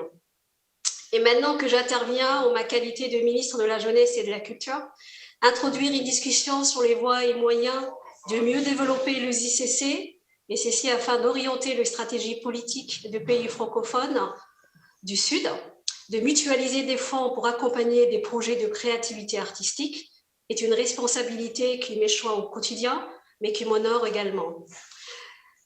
En second lieu, c'est avec joie que je salue les initiateurs de cette conversation et souhaite la bienvenue aux participants à la table ronde, à l'ensemble de représentants des États et gouvernements membres de l'EIF, aux parlementaires de l'Assemblée francophone, aux opérateurs ainsi que les professionnels du secteur de l'ICC. Bref, à vous tous ici présents à Paris, vous connectés, vous, acteurs, qui portez à cœur l'amélioration du métier de la culture et le bien-être des artistes. En cette période, surtout où la pandémie de la Covid-19 et ses variants mettent à mal ces filières. Je lisais ce midi le rapport de l'UNESCO, les industries culturelles et créatives face à la pandémie du Covid-19, un aperçu de l'impact économique qui chiffrait la perte d'emplois à plus de 50% dans certains pays. Imaginez les coûts fatals que ça a pu porter au pays dont l'ICC est à ses débuts. Le débat qui souffre est donc de bon augure. Ça marque une étape décisive dans la contribution au partage d'expériences et d'expertise sur les stratégies de développement des ICC dans notre espace francophone. Cela donne ainsi l'occasion d'approfondir la réflexion sur l'urgence de tendre la perche aux industries culturelles et créatives, demeurant malgré les difficultés un secteur d'avenir promoteur en Afrique. Car la preuve est faite de nos jours que le secteur culturel, quand il est mieux organisé et structuré, peut générer aussi bien de substantiels revenus que des emplois et auto-emplois en grand nombre, notamment concernant les arts visuels et les cinémas. Je voudrais ici citer le succès d'un long métrage djiboutien largement distribué sur l'espace francophone et dédié à la jeunesse, Daliero, de la réalisatrice, autrice et réalisatrice Lola Ismaël. D'ailleurs, ce qui me tient à cœur plus particulièrement, c'est la combinaison culture-jeunesse, car ce choix du président de la République, son Excellence Ismaël Omar Guelleh, reflète l'une des ambitions de Djibouti. Il s'agit de faire de la culture une synergie inclusive en faveur de la jeunesse, dont la proportion est à 70% de la population. D'en faire un espace de transmission culturelle, de créativité, mais aussi d'intégration économique. Nous voulons que la culture et les arts, actuellement, voire beaucoup, ou même exclusivement soutenus par les institutions publiques et les associations, puissent compter sur les investissements privés en se basant sur les procédures de partenariat public-privé. Compter aussi sur un mécénat vaillant. Et bien sûr, les développements du numérique qui a fait ses preuves en ce temps de pandémie. Nous voulons que l'acte créatif puisse s'éclore dans un écosystème capable de capitaliser sa production et surtout sa diffusion partout dans le monde. En effet, la République de Djibouti, riche de sa diversité culturelle, son multilinguisme et sa position de capitale francophone de la Corne d'Afrique, a entamé ces dernières années une stratégie de mise en avant d'ICC qui générerait de chiffres conséquents en matière d'insertion professionnelle. Participer au débat de cette conversation et aux questionnements pertinents, s'y afférents et opportuns à plus d'un titre, car nous travaillons actuellement sur l'adoption d'une politique nationale de la culture qui offrirait une part belle à l'ICC. Le partage d'expériences et d'expertise au cours de cette conversation affinera les options de tous, chacun s'inspirant de l'expérience de l'autre. Je ne saurais terminer mes propos sans formuler quelques résolutions qui nous intéressent plus particulièrement et sur lesquelles on pourra collaborer. Par exemple, promouvoir collectivement l'entrepreneuriat culturel, celui des jeunes en particulier, mutualiser les documents, inventaires et bases de données, et ceci pour quantifier les potentiels et perspectives des développements dans les mondes francophones du Sud, construire nos plaidoyers grâce aux exemples réussis d'entrepreneuriat dans les secteurs des industries culturelles et créatives, et d'en tirer des enseignements en vue de définir un cadre stratégique global. Appuyer techniquement et financièrement, bien sûr, les formations et développement des compétences entrepreneuriales dans les filières de l'ICC, la professionnalisation, réglementation et restructuration pour chaque filière, avec des volets égalité de genre, jeunesse et ère numérique. Sensibiliser au potentiel de l'ICC pour le développement social et économique de nos pays. Encourager et soutenir la programmation d'événements culturels itinérants, bien qu'il y a Covid, dans l'espace francophone sur les patrimoines culturels et les expressions créatives, sur les deux combinés. Maintenir l'organisation, pourquoi pas virtuelle ou à distance, de festivals, foires, expositions, qui a ralenti, qui se sont ralentis à cause du Covid. Soutenir le promoteur des arts, le studio d'enregistrement, la mise en place d'équipements intégrant toutes les étapes, allant de la création, la commercialisation, en passant par la production et la distribution. Valoriser les œuvres et les expertises des artistes, des créateurs, des architectes et des décorateurs dans les projets d'aménagement et d'embellissement du territoire urbain.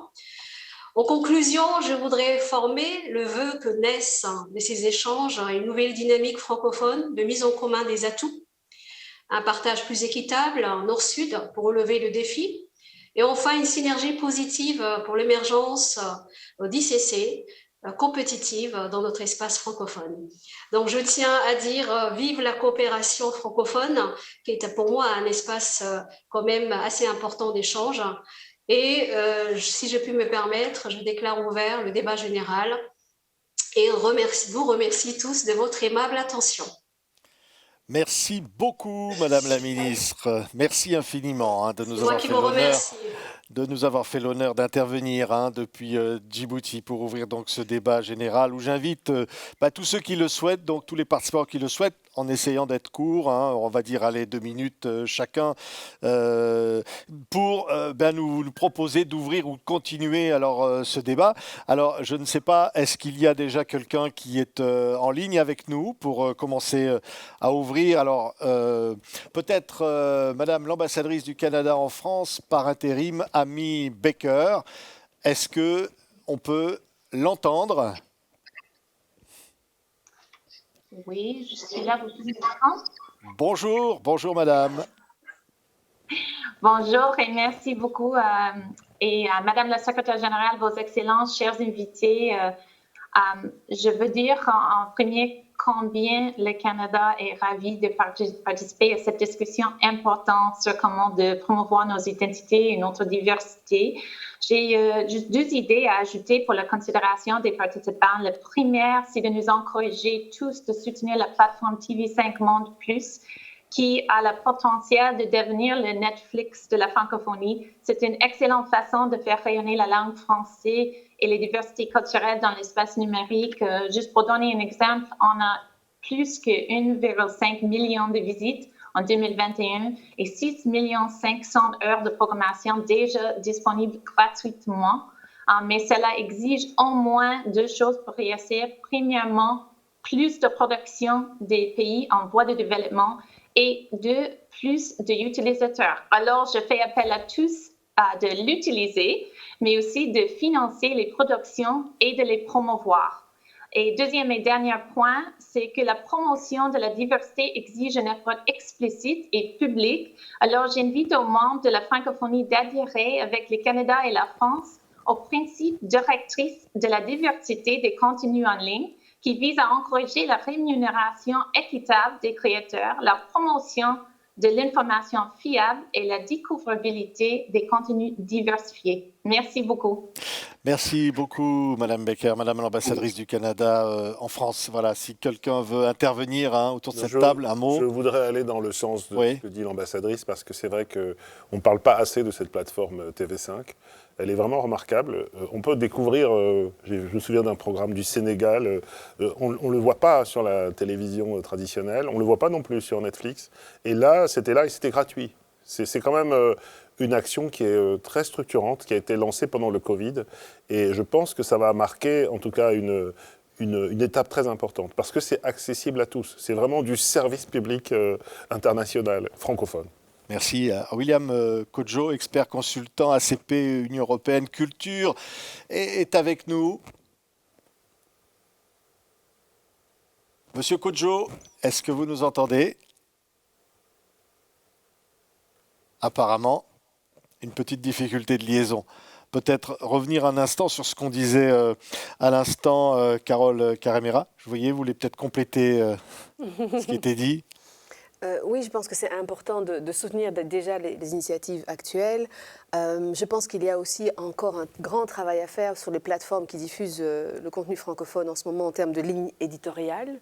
Je pense que parfois, on est quand même encore dans des lignes éditoriales assez anciennes et qu'il faudrait peut-être un peu renouveler justement dans les rédactions et les comités pour être sûr qu'on ait un contenu beaucoup plus, comme on dit, underground de la création des pays francophones. Parfois, ça reste parfois un peu trop ou bien convenu, ou alors c'est pas toujours au top de la créativité, surtout quand on parle de nouvelles technologies, pas en termes de diffusion et de promotion, mais vraiment l'utilisation des nouvelles technologies comme nouvel outil de création.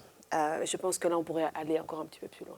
Oui. Alors, on va voir si quelqu'un est avec nous en ligne. Alors, on écoute, je ne sais pas, présentez-vous. Voilà, ça n'a pas l'air pour l'instant.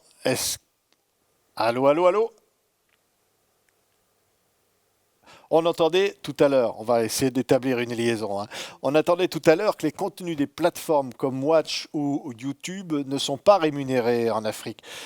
Est-ce que vous avez une idée comment, ça c'est une question qui revient sur le fil, on voit sur Facebook Live et sur le fil, des questions nous sont posées là-dessus. Qu'est-ce qu'on pourrait faire pour remédier à cette sorte d'injustice? Qui veut intervenir?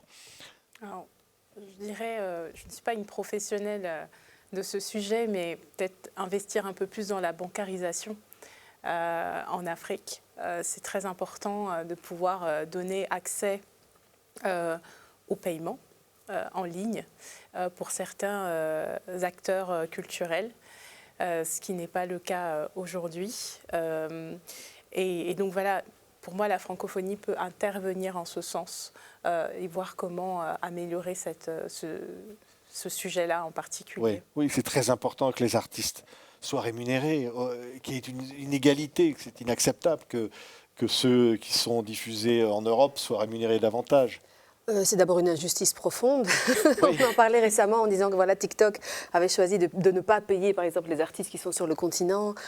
C'est une injustice profonde. Je pense que les gouvernements ne devraient même pas tolérer ce genre d'action. En tout cas, devraient les condamner probablement. Mais c'est vrai que la plupart des jeunes, par exemple, qui écoutent ou qui suivent le contenu culturel en Afrique, on va parler de l'Afrique, mais même dans d'autres régions de la francophonie, n'ont pas de carte Visa. Il n'y a pas d'accès à PayPal et toutes ces choses-là. Par contre, nous avons, nous, des applications qui n'existent pas en Europe, comme Mobile Money, MobiCash, on paie l'électricité, l'eau, et même les soins de santé, tout avec nos plateformes, avec nos téléphones. Donc comment est-ce qu'on peut faire le lien entre la réalité, justement l'utilisation des technologies en Afrique et dans nos régions, avec justement la monétarisation du contenu créatif. Je pense que là, il faut mettre davantage de personnes autour de la table pour réfléchir à des solutions à moindre coût qui permettent, par exemple, à des jeunes concitoyens en Haïti, en Guadeloupe ou ailleurs, d'acheter un contenu à 3 € avec leur téléphone pour un artiste qu'on suivrait en RDC ou au Liban.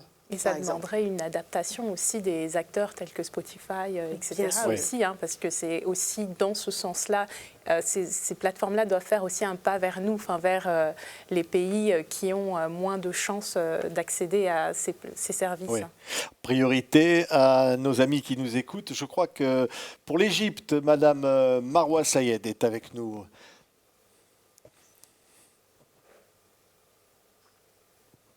Allô? Non? Oui. Je voulais... C'est bon aussi... maintenant? Ah, ça y est, on vous entend. Madame Sayed, on vous entend. Allez-y. Très bien. Merci, monsieur le modérateur, madame la secrétaire générale, chères excellences, chers intervenants, chers collègues, bonjour à toutes et à tous. Bonjour. Tout d'abord, je salue la tenue de cette conversation francophone qui a comme thème la francophonie au service des industries culturelles et créatives. Et en fait, ça tombe très bien pour l'Égypte, comme cette conversation vient au lendemain de l'ouverture de la première édition du Festival du film francophone au Caire. Ce festival est organisé sous les auspices du ministre égyptien de la Culture et je voudrais bien à ce stade partager avec vous quelques informations sur cet événement francophone qu'on accueille au Caire du 11 au 15 décembre. En fait, le festival projette lors de cette édition 23 films entre longs et courts métrages et organise des ateliers et des séminaires de discussion portant sur les grands défis, les grands enjeux cinématographiques. C'est le premier festival du genre en Égypte avec la participation de 85 pays francophones. Il présente une dose cinématographique très riche avec la diffusion des films les plus importants, les plus récents dans notre espace francophone, des films venant des pays comme l'Égypte, la France, le Canada, le Sénégal, le Burkina Faso, la Tunisie et le Maroc.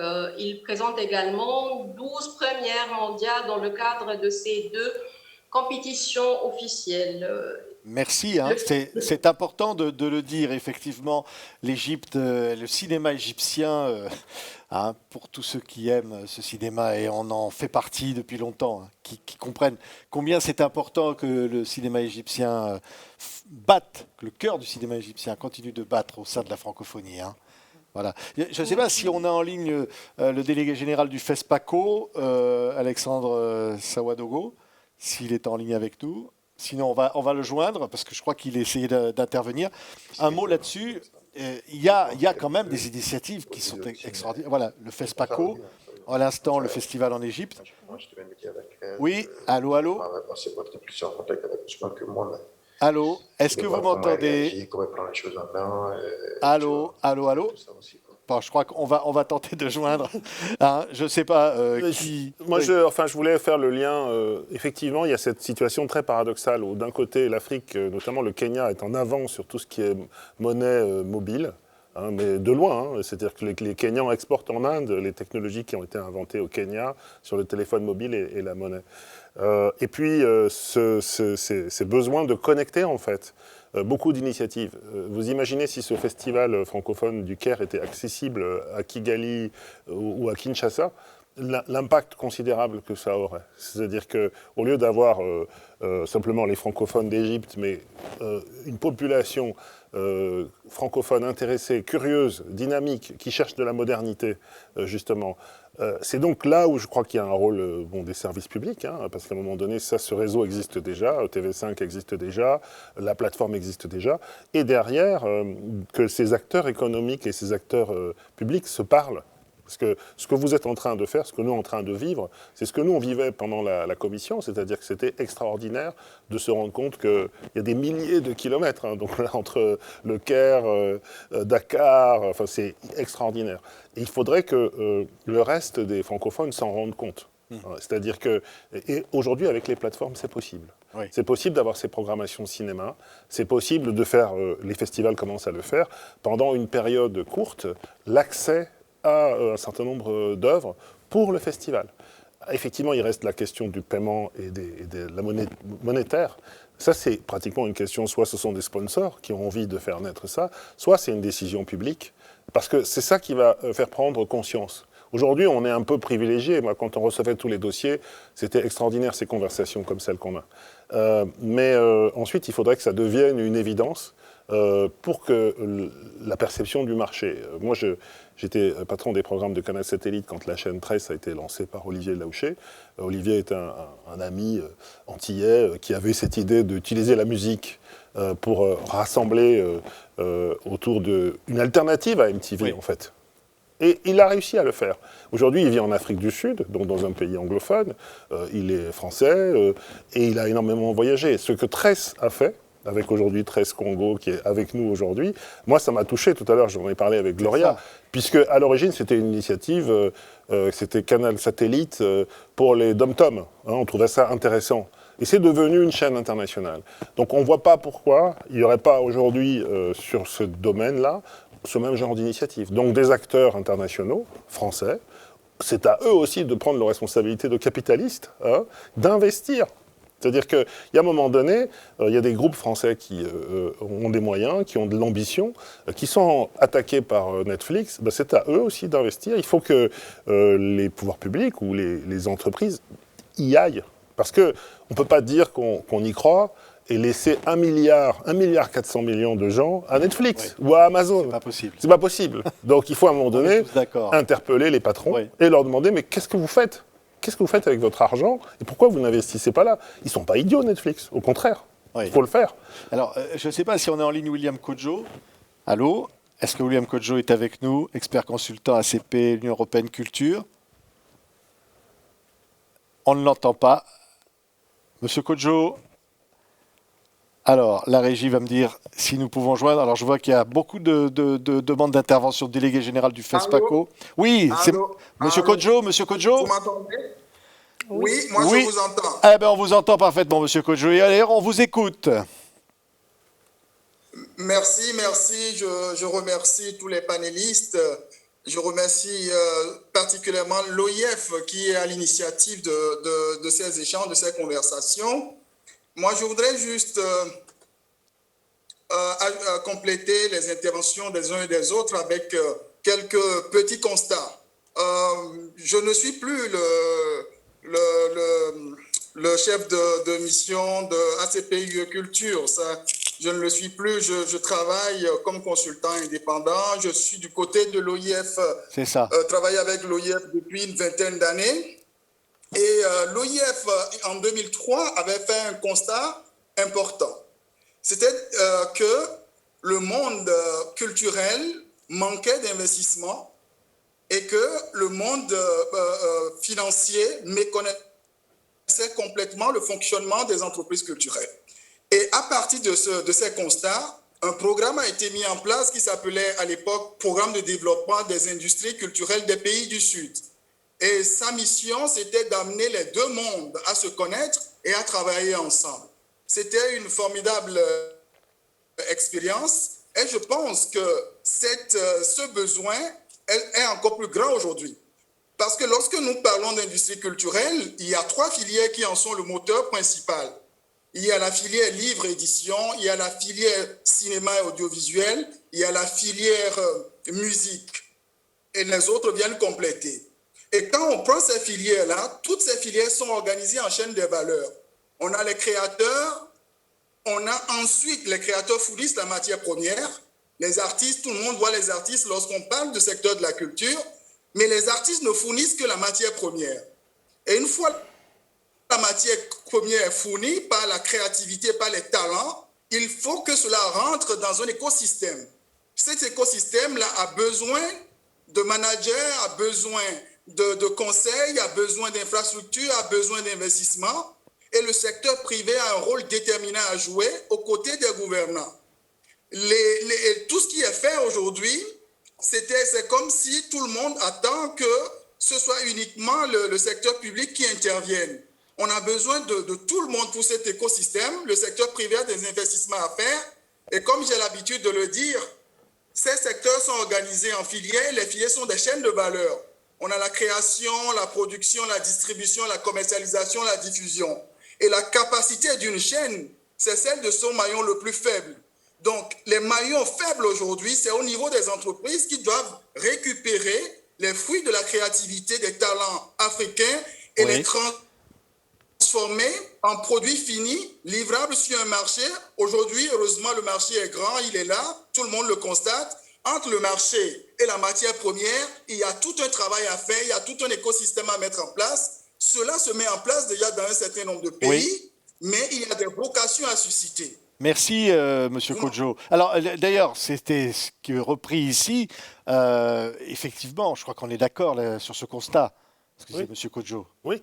Il n'a pas parlé nécessairement des plateformes, mais les plateformes, elles rassemblent tout. Aujourd'hui, Netflix, c'est autant un producteur qu'un distributeur. C'est bien pour ça que tout le monde a peur, parce que ça veut dire qu'il est capable, en disant qu'il a cette distribution mondiale avec plus de 250 millions d'abonnés, de décider de ce qui va être fait, puisqu'il investit en même temps.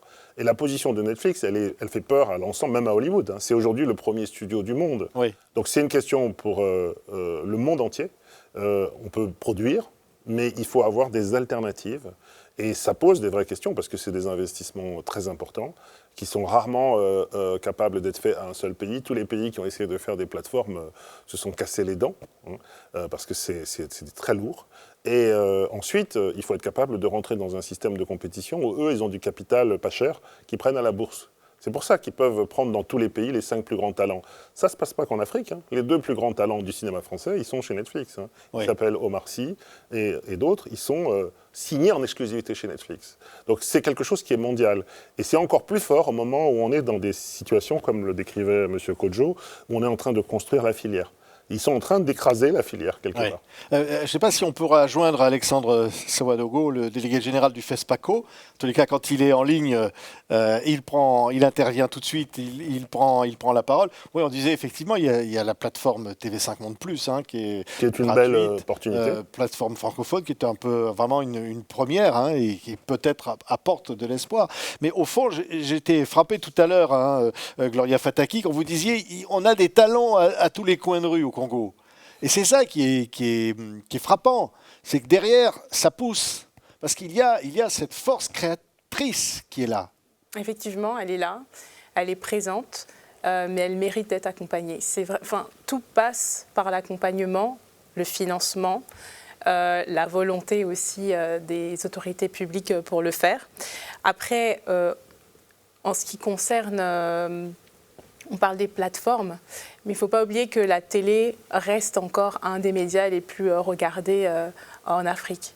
Donc c'est 91% de la population entre 15 et plus regarde la télévision encore. Donc effectivement, il faut attendre vers le futur et se préparer à la plateformisation, mais il faut aussi utiliser l'existant. C'est-à-dire que, sachant que la télé n'est pas encore morte, heureusement, sinon je ne serais pas là, on pourrait l'utiliser aussi à des fins de formation, de promotion. Il faut qu'on le fasse intelligemment, avec les chaînes câblées et évidemment nationales. Les chaînes nationales en RDC ne permettent pas toutes de le faire. Donc c'est aussi sur ces sujets-là qu'on devrait travailler avec le ministre de la Culture, par exemple, en RDC, ou d'autres, enfin la ministre, parce que c'est une femme, en RDC, et également le ministre des médias, pour voir si on ne pourrait pas utiliser l'existant, donc la télé, pour faire la promotion des artistes. Oui, alors, oui. Je voudrais dire qu'il y a aussi une question qui est un peu, comme disent les anglo-saxons, un elephant in the room, c'est-à-dire qu'on dit, ah, il y a beaucoup de pirates, tout est piraté. Donc ça veut dire qu'il n'y a pas de revenus qui rentrent dans le système, ou très peu, relativement peu. Ce qui est d'ailleurs utilisé par les plateformes. Ils disent, bah oui, mais tout est piraté, que voulez-vous qu'on vous donne, hein, premier élément. Deuxième élément, si on veut que les artistes gagnent leur vie, il va falloir trouver une manière de les rémunérer qui passe à travers le système. C'est là où ce qui est en train de se passer sur le métaverse c'est très complexe, mais on voit bien qu'il y a une partie de la rémunération qui est en train d'être faite en crypto-monnaie, dans des monnaies justement qui sont distribuées en ligne. Et quand on voit justement que l'Afrique a déjà sur la téléphonie mobile de vraies longueurs d'avance sur la rémunération, on peut imaginer aussi que c'est peut-être aussi en inventant des nouvelles solutions que les Africains, notamment dans les crypto-monnaies, vont avancer. Je ne dis pas ça par hasard, parce que en Nigeria en particulier, en ce moment, il y a une floraison incroyable des crypto-monnaies. Tout simplement parce que la diaspora utilise les crypto-monnaies pour transférer des sommes. Ça veut dire qu'il y a peut-être un nouveau système financier, un nouveau système bancaire en ligne qui va peut-être émerger. Donc il faut suivre ça de très près, parce qu'une des manières de renverser la table, c'est aussi qu'il y ait de l'innovation en Afrique. C'est-à-dire que cette histoire du Kenya, elle est très importante, cette histoire du Nigeria est très importante. Ce n'est pas une Afrique qui suit, c'est une Afrique qui anticipe avec ses moyens. Et quand ils ont utilisé le téléphone mobile, le monde entier a été surpris de ce qu'ont fait les Kenyans. On peut imaginer, en tout cas, ce qui se passe sur les crypto-monnaies en ce moment au Nigeria est suivi par le monde entier, beaucoup par les Américains, parce qu'ils se disent que c'est peut-être là que ça va grandir beaucoup plus vite qu'ailleurs. Donc il faut aussi à la fois utiliser les anciennes ou les bonnes technologies qui existent, mais aussi accompagner l'innovation. Il y a beaucoup de très bons codeurs, de gens qui sont des hackers nés. Et tous ceux qui piratent, c'est des hackers. Oui. Ils sont très bons aussi c'est des génies. Ça, c'est vrai. Alors, tiens, je vois en duplex avec nous, pour parler peut-être du festival Amani, je crois. Est-ce que vous pouvez vous présenter? Alors, on n'a pas le son ici sur le plateau. C'est Guillaume. Ah, malheureusement, je crois qu'on n'entend pas. Hein. Un petit problème de liaison en ce moment. Voilà. Non, malheureusement, on n'entend pas. C'est vrai que, bon, on va y revenir, mais c'est vrai qu'il y a des solutions innovantes et une créativité qui vient peut-être comme ça, j'allais presque dire, de la rue. C'est qu'au fond, on sent la demande, on sent la nouvelle pratique. Et justement, c'est d'ailleurs pour ça qu'il y a des festivals comme le festival Amani qui a lieu à Goma. On espère que le son va passer, voilà, que Guillaume va pouvoir parler, mais on l'entend toujours pas, hélas. Il est de la RDC, justement, et le festival a lieu à Goma. Et c'est un festival qui fait la promotion, justement, des artistes naissants aussi, en développement, qui est très important, parce que souvent, on reste figé sur ceux qui sont déjà dans la lumière pour les rendre plus exposés. Mais des festivals comme ceux de Guillaume permettent vraiment aussi de permettre aux jeunes qui n'ont pas du tout la possibilité d'être exposés, qui n'ont parfois pas accès aux plateformes ou à Internet de chez eux, de pouvoir être promus. Oui, vous m'entendez bien? Ah, ça y est, on vous entend, Guillaume. On parlait de vous. Ah, oui. Voilà. Bon, un peu de problèmes techniques, je suis là. On vous entend. Oui, moi c'est Guillaume Bissimois, je suis directeur du festival Amani, un festival qui s'organise en février de chaque année à Goma, dont la prochaine édition se prépare pour les 4, 5 et 6 février. C'est un festival qui réunit 10 000 jeunes par jour, donc on est sur une capacité de 30 000 jeunes sur 3 jours, avec comme objectif de faire de la culture un élément fédérateur de paix, du vivre ensemble et de cohabitation pacifique. On a trouvé que la diversité culturelle est une force considérable qui réunit les jeunes, qui réunit beaucoup de talents. Et comme le disait tout à l'heure, nous mettons aussi la promotion des jeunes talents via ce canal du festival qui est aujourd'hui un grand écosystème qui promeut aussi des jeunes entrepreneurs dans d'autres domaines. Il y a aussi des entrepreneurs, des musiciens, des artistes qui ne sont pas très connus par un grand public, mais grâce au canal du public du Festival Amani, ils prennent le temps de développer aussi leur métier d'art et développent beaucoup de choses. Donc, je profiterai aussi de cette intervention pour parler d'autres initiatives qui ont été mises en place avec les directeurs des festivals au niveau d'Afrique. Depuis janvier, la période de Covid, nous avons mis en place une plateforme des directeurs des festivals, des artistes et des producteurs dans le but de mettre nos échanges ensemble, de mettre nos forces ensemble. Et nous travaillons aujourd'hui sur un modèle économique qui peut nous permettre à grandir, qui peut nous permettre à développer cette industrie culturelle créative. Et nous trouvons qu'en Afrique, comme tout le monde l'a dit, il y a du talent, il y a vraiment de capacité. Youssou N'Dour l'a aussi très bien dit, dont je salue en passant, qui a tout le potentiel au niveau d'Afrique. Premièrement, c'est que les politiques, que ce soit aussi des investisseurs, doivent avoir confiance aux jeunes. La jeunesse est capable de beaucoup de choses, et elle change beaucoup, et elle développe beaucoup de talents. Et aujourd'hui, il faut avoir confiance, il faut mettre sa force dans la jeunesse, espérer, et tout peut changer. Donc cette plateforme, moi je suis sûr et certain que c'est aussi un moyen de parler autrement du monde artistique, de producteurs dans le domaine de la musique. Je conclurai peut-être mon propos en disant aujourd'hui, nous devons, oui c'est vrai que le Covid ou la Covid aujourd'hui, elle a développé la partie numérique, ce qui est très important.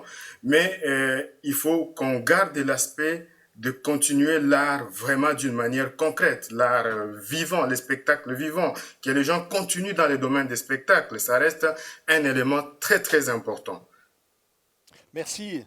Merci beaucoup, Guillaume. S'il y en a qui veulent rajouter quelque chose, ce que disait Guillaume, c'est vrai que bon, le Covid, ça a changé les pratiques, mais bon, on veut revenir quand même au spectacle vivant. Il faut les deux. Oui, il faut les deux. Le numérique remplacera jamais la création vivante, le concert de saxophone, c'est pas possible. Oui.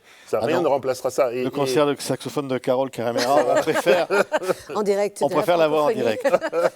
Non, mais c'est vrai, il a raison, ça a juste accéléré quelque chose qui était déjà là. Maintenant, la capacité que nous, les artistes, ou que les États ou les différents partenaires ont de rattraper un peu le train qui est tout d'un coup passé à la grande vitesse des nouvelles technologies, ça demande davantage d'efforts. Ça veut dire qu'il faut être un peu plus proactif et pas simplement attendre de réagir, parce qu'il y aura d'autres variants, d'autres pandémies, mais essayer de voir vers où et quelle est la vision peut-être à très court terme, mais essayer de rattraper vite cet élément-là et puis aider les artistes à ne pas rester en arrière ni à quitter le domaine, parce que ça a été dit aussi que voilà, le secteur créatif, en tout cas sur le continent, dans le monde entier d'ailleurs, a terriblement souffert de cet aspect non présentiel des choses. Mais par contre, il a ouvert un espace énorme de visibilité, de marketing, etc. Mais maintenant, pour moi, c'est comment est-ce qu'on fait pour doter tous les artistes de connaissances de base en nouvelles technologies.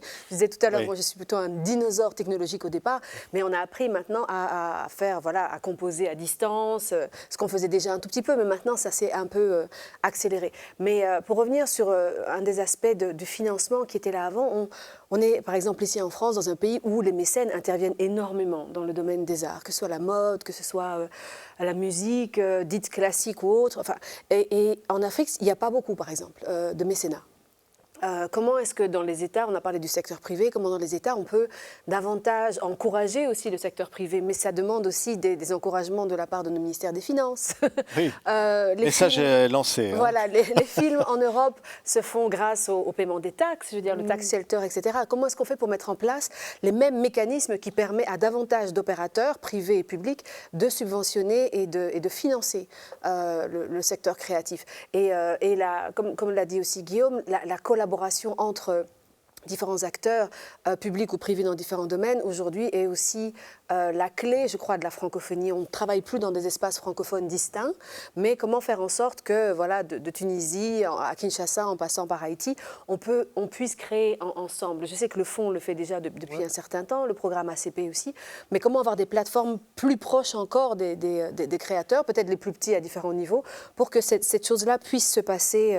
Je pense qu'il y a une idée, pardon de t'interrompre, mais il y a une idée qu'il faut combattre dans la tête des décideurs, c'est qu'on fera la culture quand on aura fait les routes et les ponts. En fait, c'est l'inverse. La culture et le pont. La culture et le pont.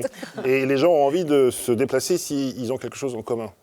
Et donc, c'est la culture qui crée ce commun. C'est la musique, c'est le cinéma, c'est tout ce qu'on a envie de faire. Il y a quelque chose qu'on oublie aussi. Le premier secteur culturel aujourd'hui dans le monde, c'est le jeu vidéo. Oui. C'est le jeu vidéo, parce que ça se passe encore une fois sur des outils électroniques. Et que c'est le jeu vidéo qui est en train de transformer même les autres industries, parce qu'il est en train d'imposer sur toutes ces nouvelles générations une façon de communiquer. Les enfants qui jouent, en fait, ils sont en communication avec leurs copains, parce qu'il y a dans Fortnite un système de communication. Dans Roblox, il y a un système de communication, un chat. Et donc, il ne faut pas du tout se dire, on fera ça quand on aura fait les aéroports. C'est en faisant cette union que l'Afrique francophone en particulier, va aussi permettre que des jeunes Rwandais discutent avec des Sénégalais, parce qu'ils vont jouer ensemble. Hein, et donc, il faut le voir comme un vecteur de croissance, comme un vecteur de création, d'innovation, et pas comme quelque chose qui est du superflu, qui arrive après que le développement industriel. Parce que c'est ça ce qui est dans la tête de beaucoup de décideurs, notamment des institutions. On dit oui, bon, ok, quand on aura résolu le Covid, on s'occupera de la culture. Mais en fait, non. C'est un renversement politique qui est important dans la tête des dirigeants. C'est un bien de première nécessité. Absolument. On est d'accord là-dessus. C'est la fameuse phrase de Churchill, pourquoi je fais la guerre si ce n'est pas pour la culture? Oui. Alors, merci beaucoup Guillaume. Je salue, je ne sais pas, il est resté avec nous, Jimmy Jean-Louis, aux États-Unis tout à l'heure, je pense. Il était avec nous, mais on le remercie vraiment infiniment. S'il est encore là, il peut dire un mot, mais je ne suis pas sûr qu'il puisse encore être avec nous.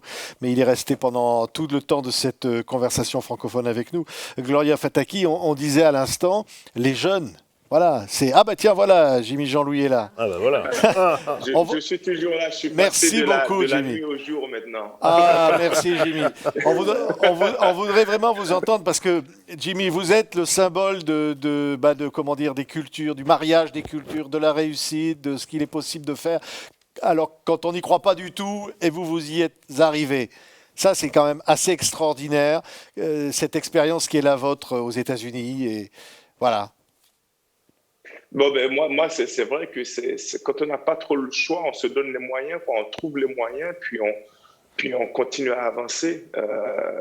J'ai un parcours atypique, certes, qui est passé de la bonne galère à une certaine réussite, en côtoyant les plus grands par moments, en notant bien sûr M. Nelson Mandela. Mais de l'autre côté, voilà, je pense que ce qui nourrit cette réussite, ça vient aussi de mon Haïti natal, hein. Ça vient aussi d'une certaine de quelque chose qui est en moi, qui me permet d'y croire, qui connaît plus ou moins son passé, qui connaît la raison pour laquelle il se bat. Et tout ça, ça me nourrit, ça me pousse à aller voir plus loin, à aller chercher plus loin et à avoir une certaine réussite. Et j'essaie de continuer encore. Et sur ce, je salue bien sûr Haïti, tout Haïti. Oui. Je salue encore parce qu'il faut continuer à pousser Freda, Jessica Généus. Son premier film va concourir pour les Oscars, peut-être. Donc voilà, donc c'est Haïti, c'est aussi Raoul Peck. Haïti, c'est plein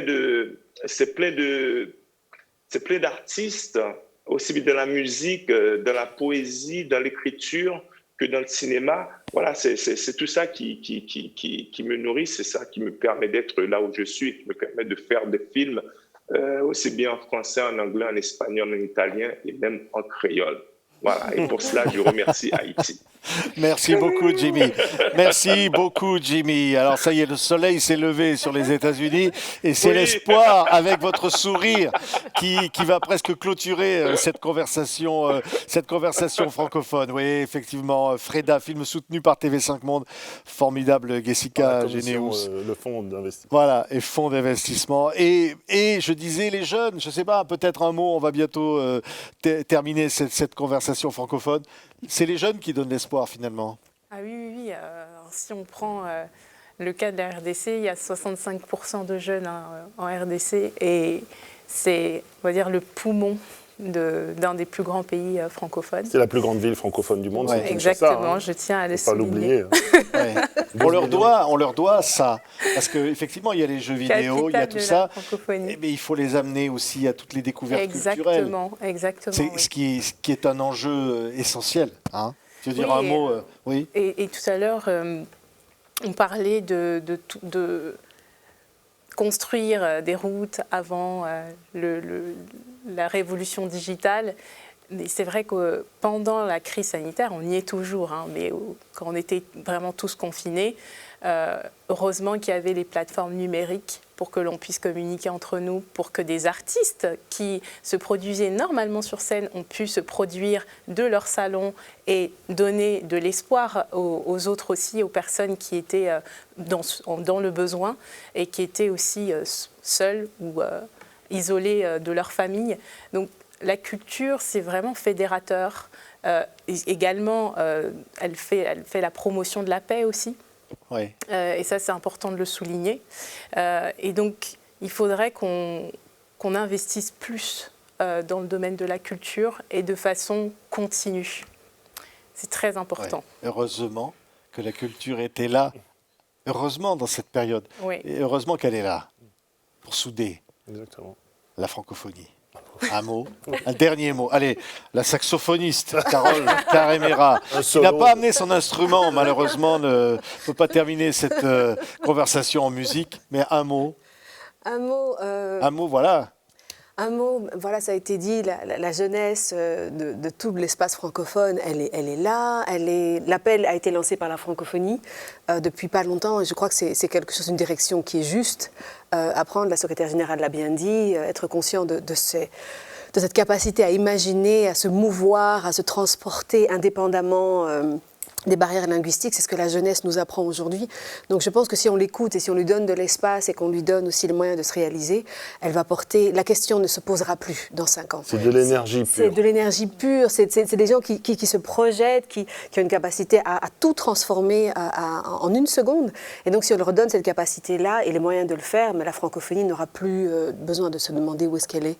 Elle envahira probablement la moitié de la planète. Et comme elle a dit, voilà, l'art et la culture font partie intégrante de notre humanité. Ce n'est pas un secteur à côté. Elle est avec nous, la culture, tous les jours, à la télévision, quand on est médecin, quand on est, je ne sais pas, technicien, financier. On a affaire à la culture tout le temps. Donc, faisons en sorte qu'on la prenne en considération. Tout le temps. Merci Carole Caremera. Merci à tous les États et gouvernements, acteurs de la charte qui ont été avec nous, tous ceux qui nous ont suivis sur le Facebook Live, tous ceux qui sont intervenus. Pardon pour tous ceux qui n'ont pas pu intervenir, on ne pouvait pas prendre tout le monde. Merci à la ministre de la Culture et de la Jeunesse de Djibouti d'être intervenue tout à l'heure avec nous. Merci Youssou N'Dour, formidable artiste, ancien ministre du Sénégal, d'être intervenu depuis Dakar. La ministre française de la Culture, Roselyne Bachelot. Merci Jimmy Jean-Louis d'avoir été avec nous, de s'être levé si tôt aux États-Unis, à Los Angeles, pour être avec nous. Merci Carole Caremera. Merci Alexandre Michelin, merci Gloria Fataki et surtout un immense merci à celle par qui nous sommes réunis aujourd'hui pour cette francophonie au service des industries culturelles et créatives, Madame la secrétaire générale de la francophonie, Louise Mushikiwabo. Merci beaucoup pour votre participation. À bientôt pour une autre conversation francophone. Merci à tous.